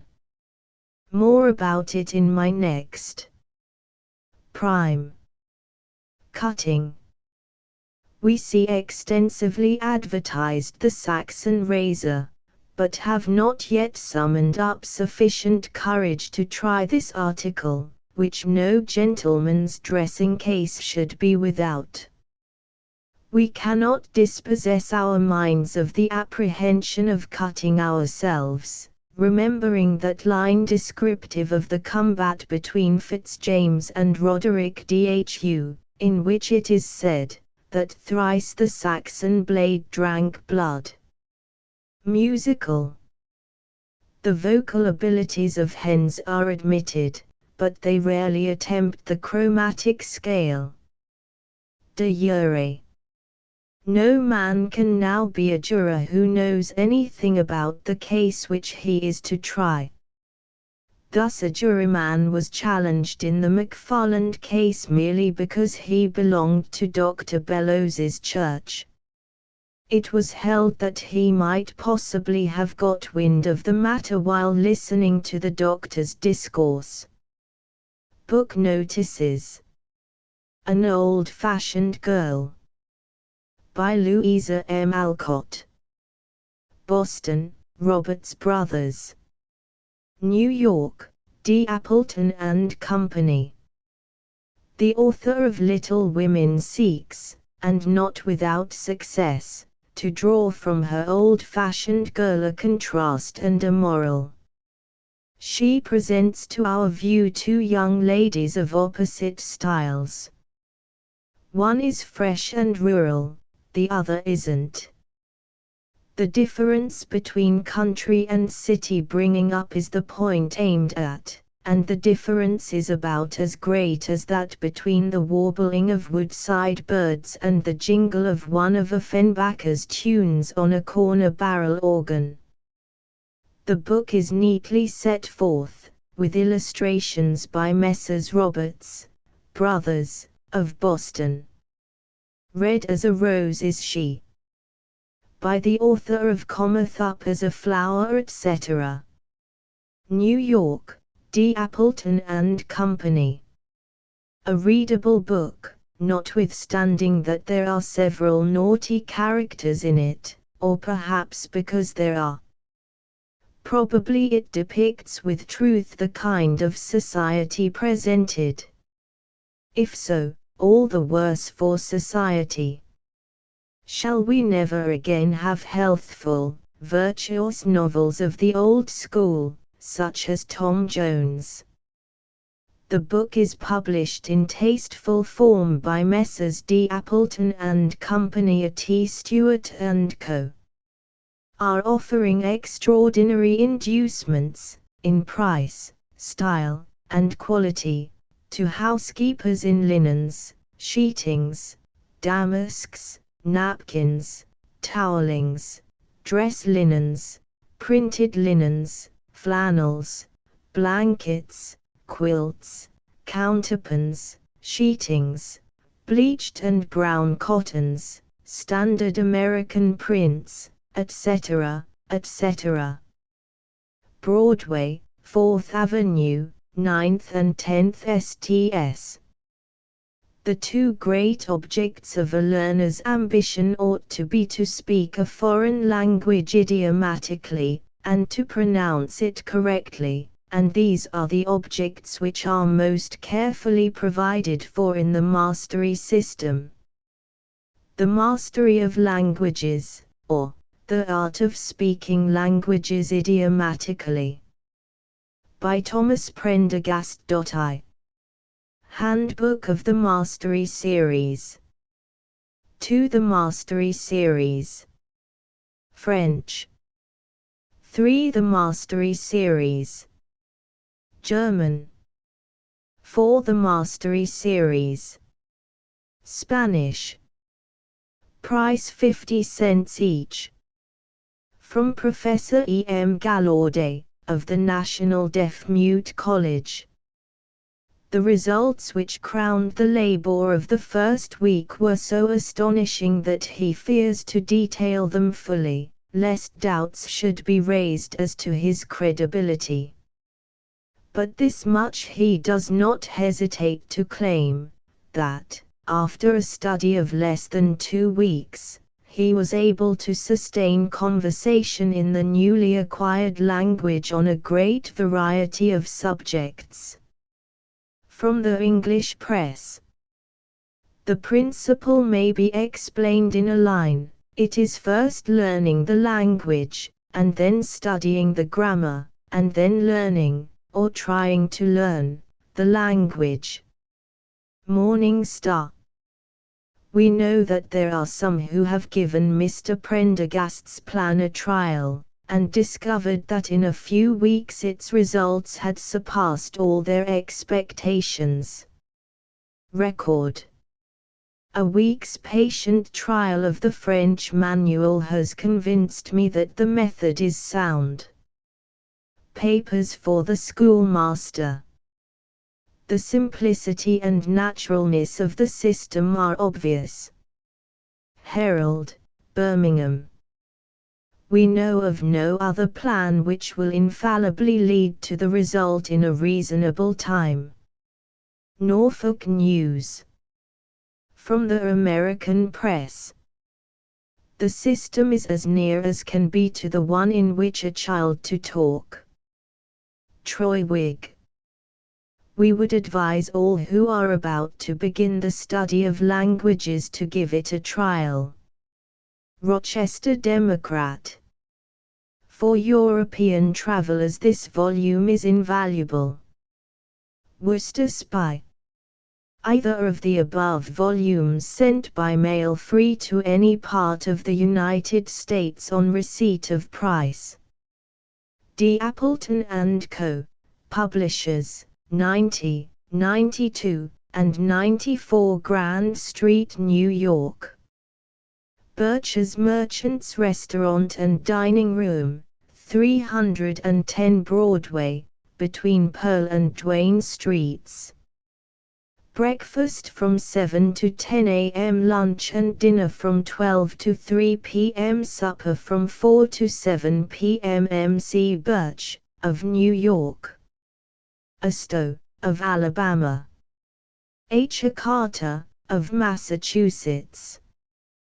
Henry L. Stevens Artist, No. 160 Fulton Street, New York. A. T. Stewart & Company have opened a large assortment of ladies' Paris-made dresses and walking suits, in silk, poplin, and linen, entire new designs. French silk cloaks, and short street sacks. Children's cloaks, ladies' breakfast jackets, ladies' pique, Swiss, and cambric morning robes and walking suits, ladies' undergarments of every description. French, German, and domestic corsets, woven and handmade. Just received. At extremely attractive prices, Broadway, 4th Avenue 9th and 10th Sts. Red as a Rose is She. 3rd edition. D. Appleton & Co., 90, 92, and 94 Grand Street have now ready the 3rd edition of Red as a Rose is She. By the author of Cometh Up as a Flower. 1 volume 8 vo. Paper covers, 60 cents. From the New York Evening Express. This is truly a charming novel, for half its contents breathe the very odor of the flower it takes as its title. From the Philadelphia Inquirer. The author can and does write well. The descriptions of scenery are particularly effective, always graphic, and never overstrained. Deere and Company have just published A Search for Winter Sunbeams in the Riviera, Corsica, Algiers, and Spain. By Honorable S.S. Cox. Illustrated. Price, $3. Reptiles and Birds, a popular account of the various orders, with a description of the habits and economy of the most interesting. By Louis Figula. Illustrated with 307 woodcuts. 8 vo, $6. Hereditary Genius, an inquiry into its laws and consequences. By Francis Galton. 1 volume 8 vo. $3.50. Handbook of the Mastery Series of Learning Languages. Either Handbook of the Mastery Series. 2 The Mastery Series, French. 3 The Mastery Series, German. 4 The Mastery Series, Spanish. Price, 50 cents each. Either of the above sent free by mail to any address on receipt of the price. Important to news dealers. All orders for Punchinello will be supplied by our sole and exclusive agents, American News Company, New York. J. Nickinson begs to announce to the friends of Punchinello residing in the country, that, for their convenience, he has made arrangements by which, on receipt of the price of any standard book published, the same will be forwarded, postage paid. Parties desiring catalogues of any of our publishing houses can have the same forwarded by enclosing 2 stamps. Office of Punchinello Publishing Co., 83 Nassau Street. P.O. Box 2783. A successful catch. John Bull. Well, General, how did you catch your fish? General Prim. With a Spanish fly. Waltham watches. 3 to 4 plate. 16 and 20 sizes. To the manufacture of these fine watches the company have devoted all the science and skill in the art at their command, and confidently claim that, for fineness and beauty, no less than for the greater excellence of mechanical and scientific correctness of design and execution, these watches are unsurpassed anywhere. In this country the manufacture of this fine grade of watches is not even attempted except at Waltham. For sale by all leading jewelers. Bowling Green Savings Bank, 33 Broadway, New York. Open every day from 10 a.m. to 3 p.m. Deposits of any sum, from 10 cents to $10,000, will be received. 6% interest, free of government tax. Interest on new deposits commences on the 1st of every month. Henry Smith, President. Reeves E. Selms, Secretary. Walter Roche, Edward Hogan, Vice Presidents. Punchinello, Terms to Clubs. We offer as premiums for clubs first, Dana Bickford's patent family spinner, the most complete and desirable machine ever yet introduced for spinning purposes. Second, Bickford's crochet and fancy work machines.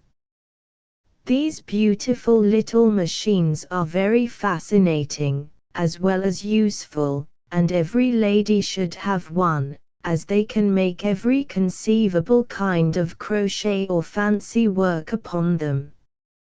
Third, Bickford's Automatic Family Knitter. This is the most perfect and complete machine in the world. It knits everything. Fourth, American Buttonhole, Overseaming, and Sewing Machine. This great combination machine is the last and greatest improvement on all former machines.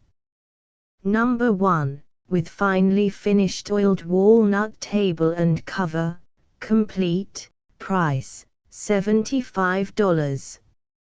Number 2, same machine without the buttonhole parts, etc., price, $60. We will send the family spinner, price, $8, for 4 subscribers and $16. Number 1 crochet, price, $8, for 4 subscribers and $16. Number 2 crochet, price, $15, for 6 subscribers and $24. Number 1 automatic knitter, 72 needles, price, $30, for 12 subscribers and $48. Number 2 automatic knitter, 84 needles, price, $33, for 13 subscribers and $52. Number 3 automatic knitter, 100 needles, price, $37, for 15 subscribers and $60.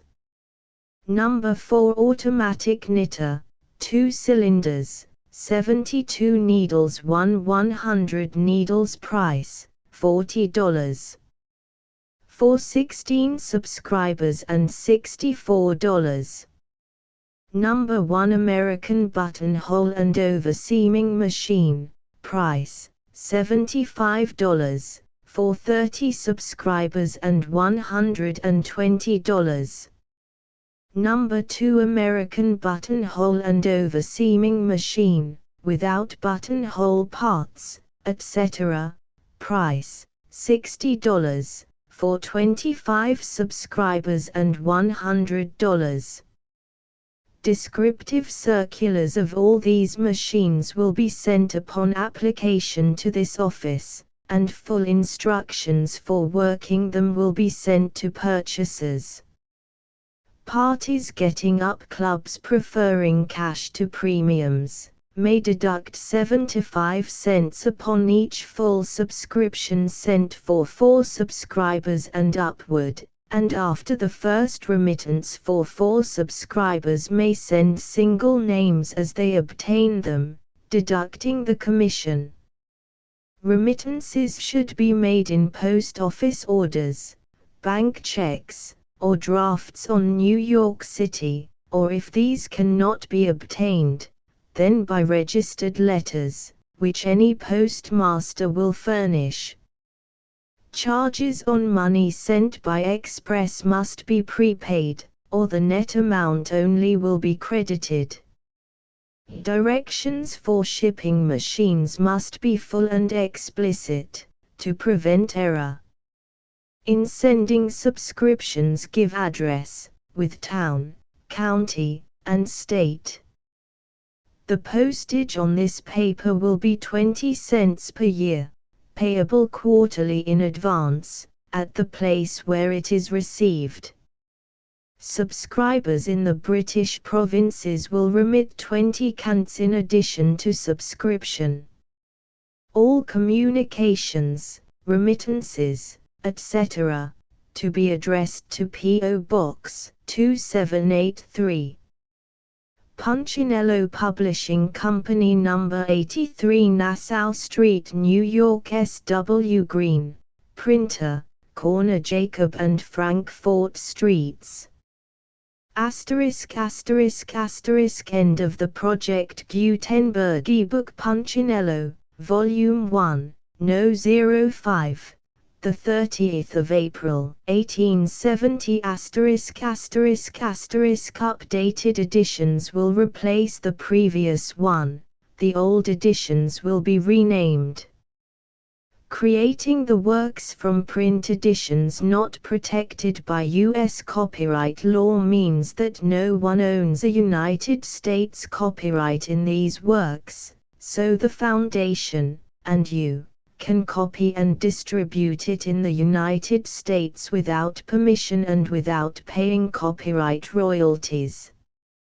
Special rules, set forth in the general terms of use part of this license, apply to copying and distributing Project Gutenberg trademark symbol electronic works to protect the Project Gutenberg trademark symbol concept and trademark.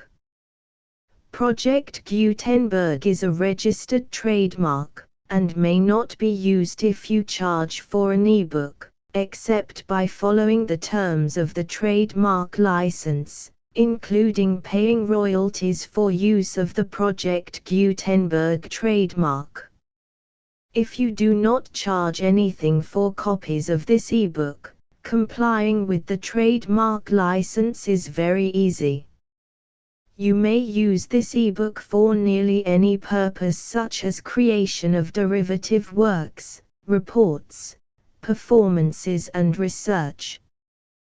Project Gutenberg ebooks may be modified and printed and given away. You may do practically anything in the United States with ebooks not protected by U.S. copyright law. Redistribution is subject to the trademark license, especially commercial redistribution.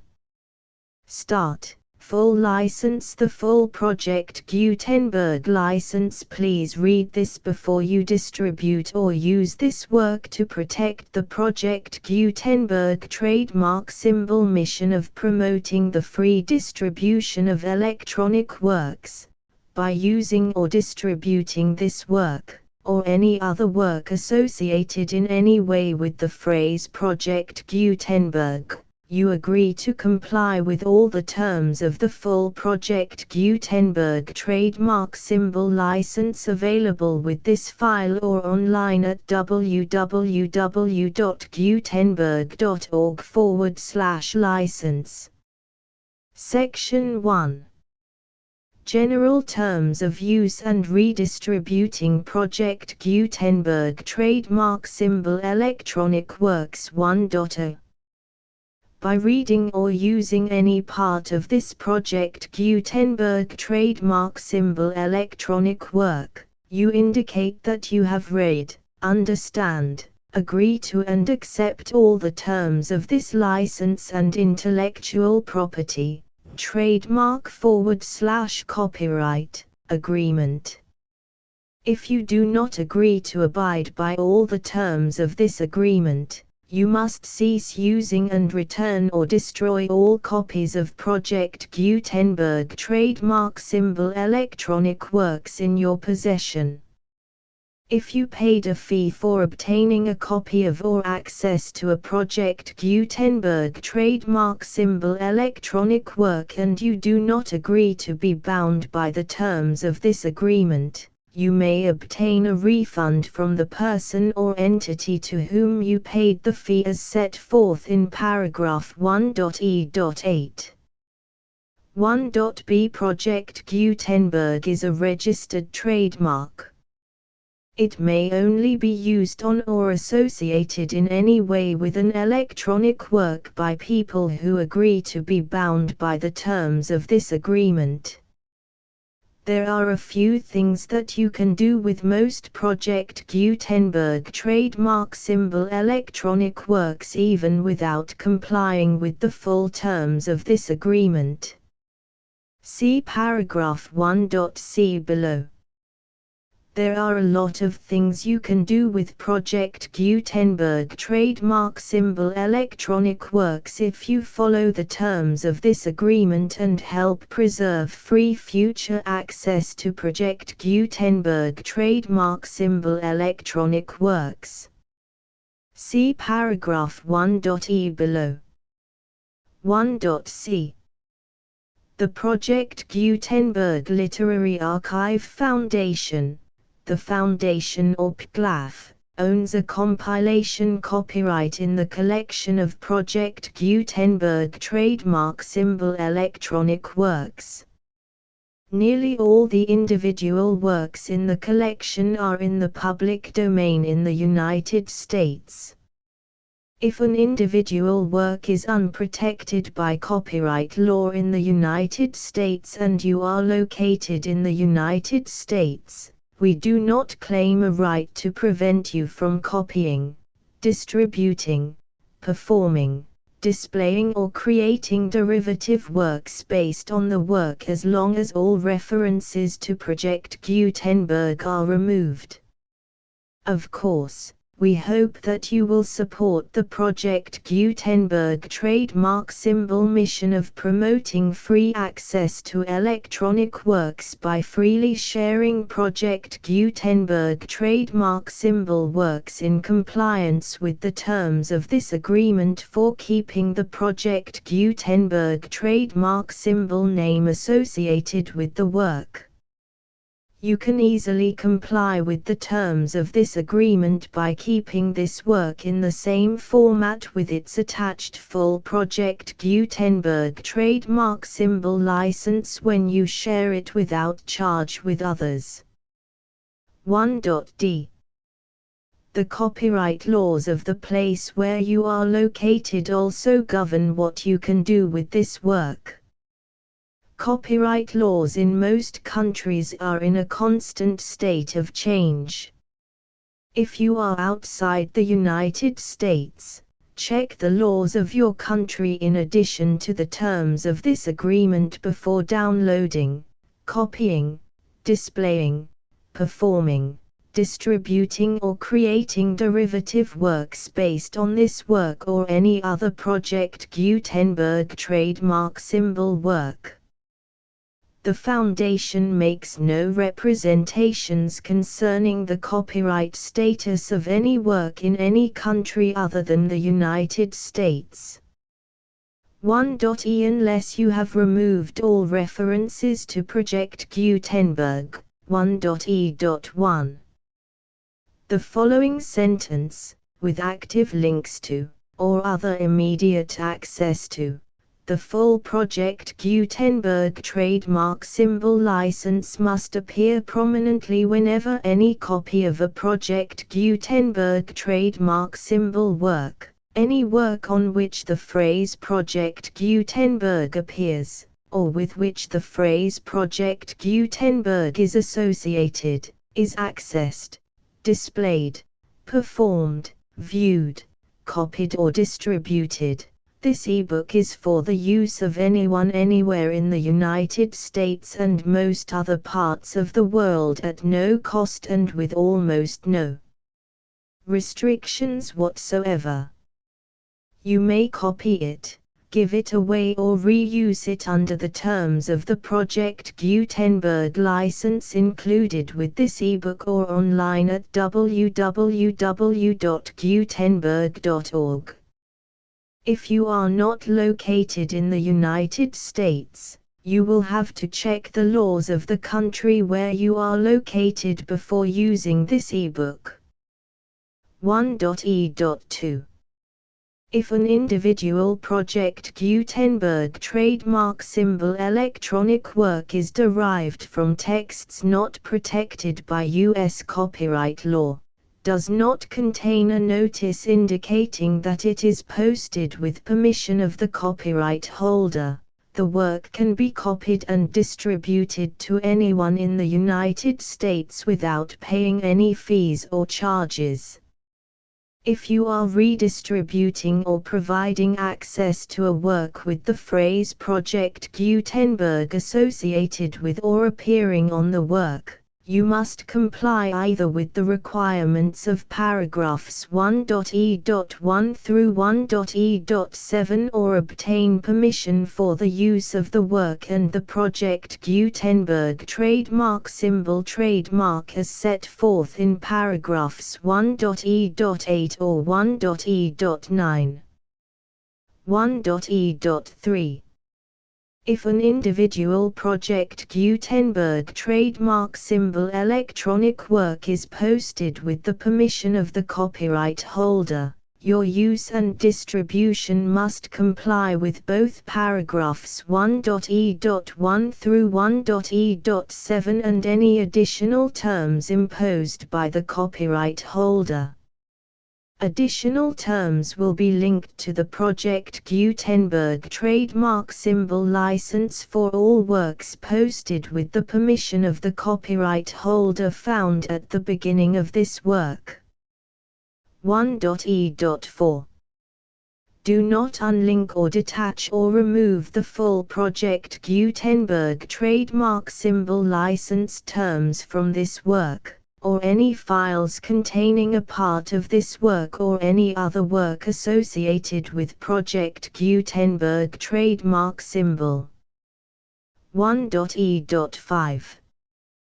Do not copy, display, perform, distribute or redistribute this electronic work, or any part of this electronic work, without prominently displaying the sentence set forth in paragraph 1.e.1 with active links or immediate access to the full terms of the Project Gutenberg trademark symbol license. 1.e.6. You may convert to and distribute this work in any binary, compressed, marked up, non-proprietary or proprietary form, including any word processing or hypertext form.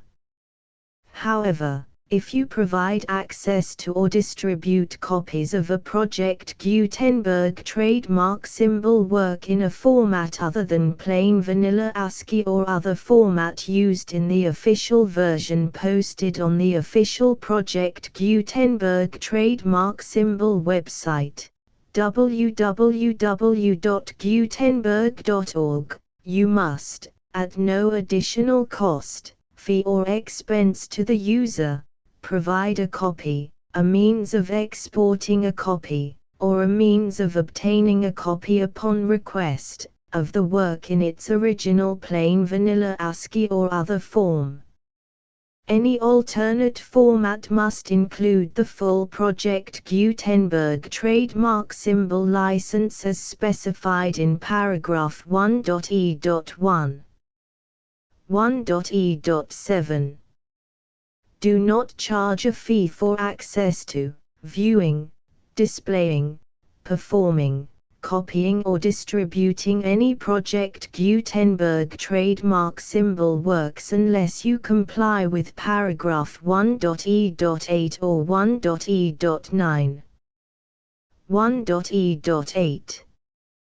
You may charge a reasonable fee for copies of or providing access to or distributing Project Gutenberg trademark symbol electronic works provided that you pay a royalty fee of 20% of the gross profits you derive from the use of Project Gutenberg trademark symbol works calculated using the method you already use to calculate your applicable taxes. The fee is owed to the owner of the Project Gutenberg trademark symbol trademark, but he has agreed to donate royalties under this paragraph to the Project Gutenberg Literary Archive Foundation. Royalty payments must be paid within 60 days following each date on which you prepare, or are legally required to prepare, your periodic tax returns.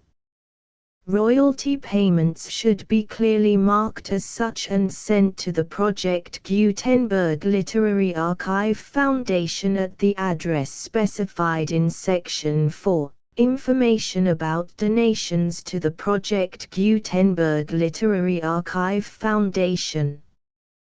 You provide a full refund of any money paid by a user who notifies you in writing, or by email, within 30 days of receipt that he does not agree to the terms of the full Project Gutenberg trademark symbol license.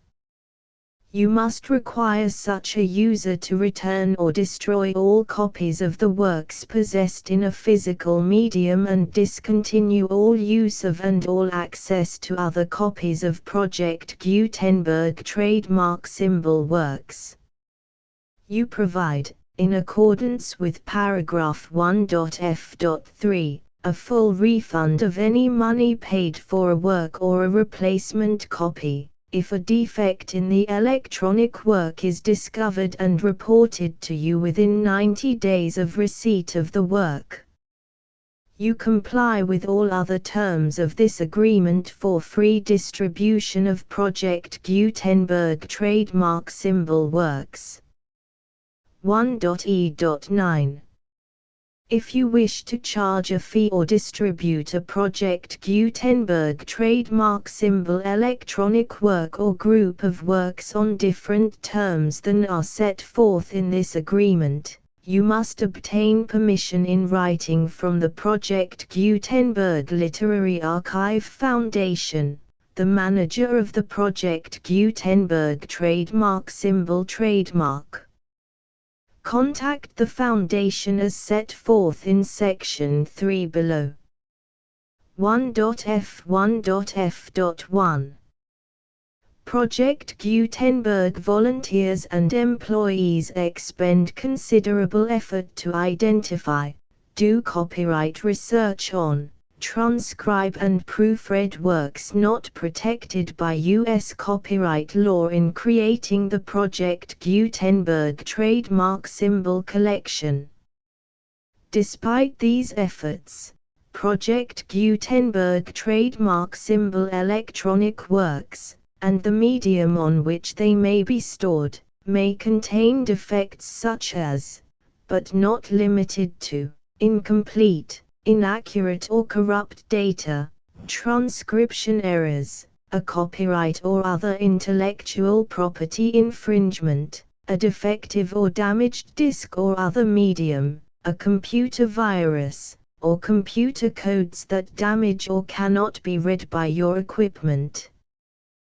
1.f.2 Limited warranty, disclaimer of damages, except for the right of replacement or refund described in paragraph 1.f.3, the Project Gutenberg Literary Archive Foundation, the owner of the Project Gutenberg trademark symbol trademark, and any other party distributing a Project Gutenberg trademark symbol electronic work under this agreement, disclaim all liability to you for damages, costs and expenses, including legal fees. You agree that you have no remedies for negligence, strict liability, breach of warranty or breach of contract except those provided in paragraph 1.f.3. You agree that the Foundation, the trademark owner, and any distributor under this agreement will not be liable to you for actual, direct, indirect, consequential, punitive or incidental damages even if you give notice of the possibility of such damage. 1.f.3 Limited right of replacement or refund. If you discover a defect in this electronic work within 90 days of receiving it, you can receive a refund of the money, if any, you paid for it by sending a written explanation to the person you received the work from. If you received the work on a physical medium, you must return the medium with your written explanation. The person or entity that provided you with the defective work may elect to provide a replacement copy in lieu of a refund.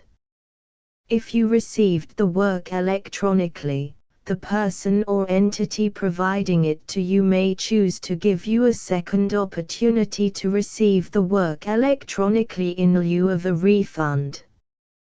If the second copy is also defective, you may demand a refund in writing without further opportunities to fix the problem.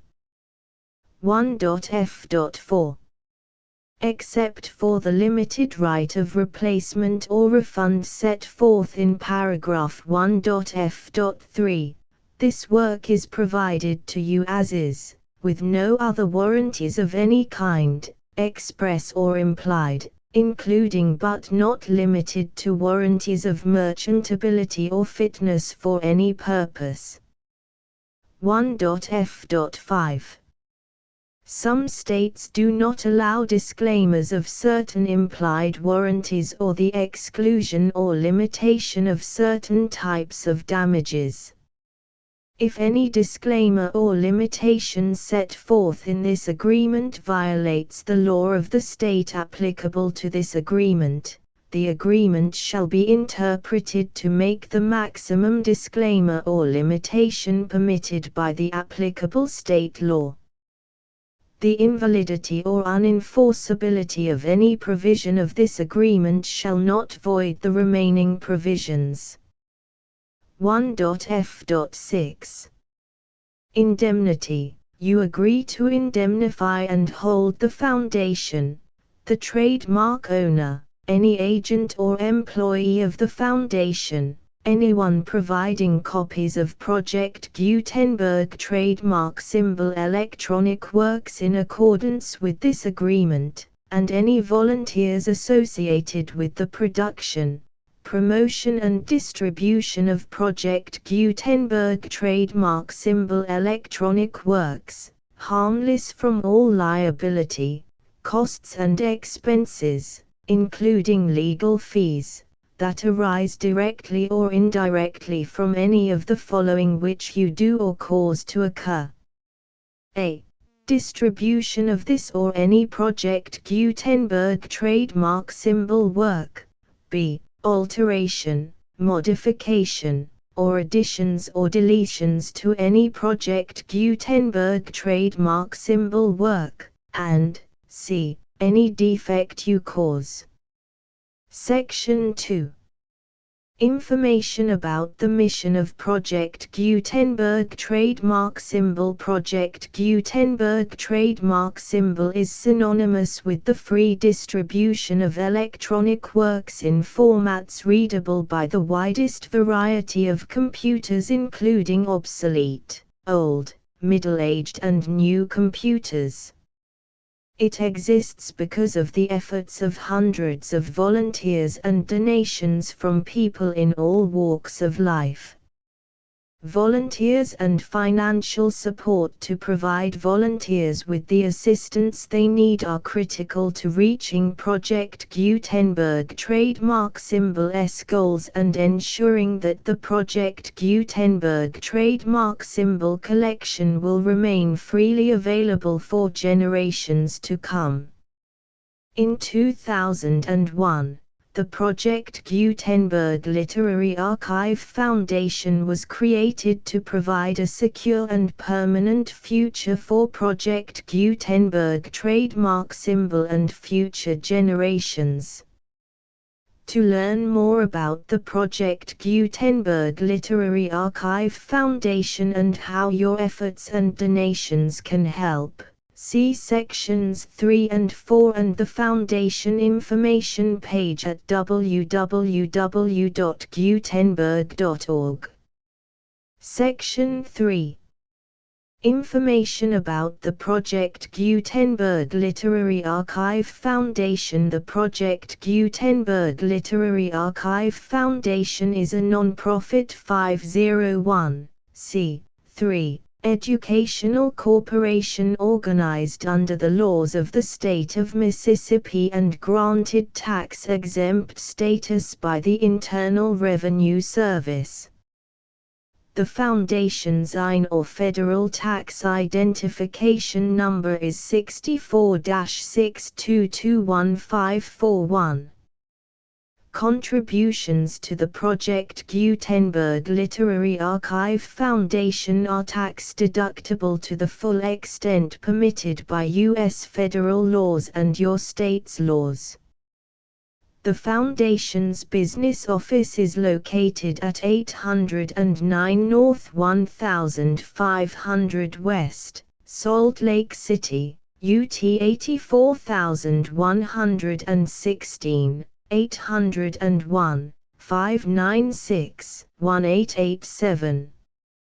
Email contact links and up-to-date contact information can be found at the Foundation's website and official page at www.gutenberg.org/contact section 4. Information about donations to the Project Gutenberg Literary Archive Foundation. Project Gutenberg trademark symbol depends upon and cannot survive without widespread public support and donations to carry out its mission of increasing the number of public domain and licensed works that can be freely distributed in machine-readable form accessible by the widest array of equipment including outdated equipment. Many small donations, $1 to $5,000, are particularly important to maintaining tax-exempt status with the IRS. The Foundation is committed to complying with the laws regulating charities and charitable donations in all 50 states of the United States.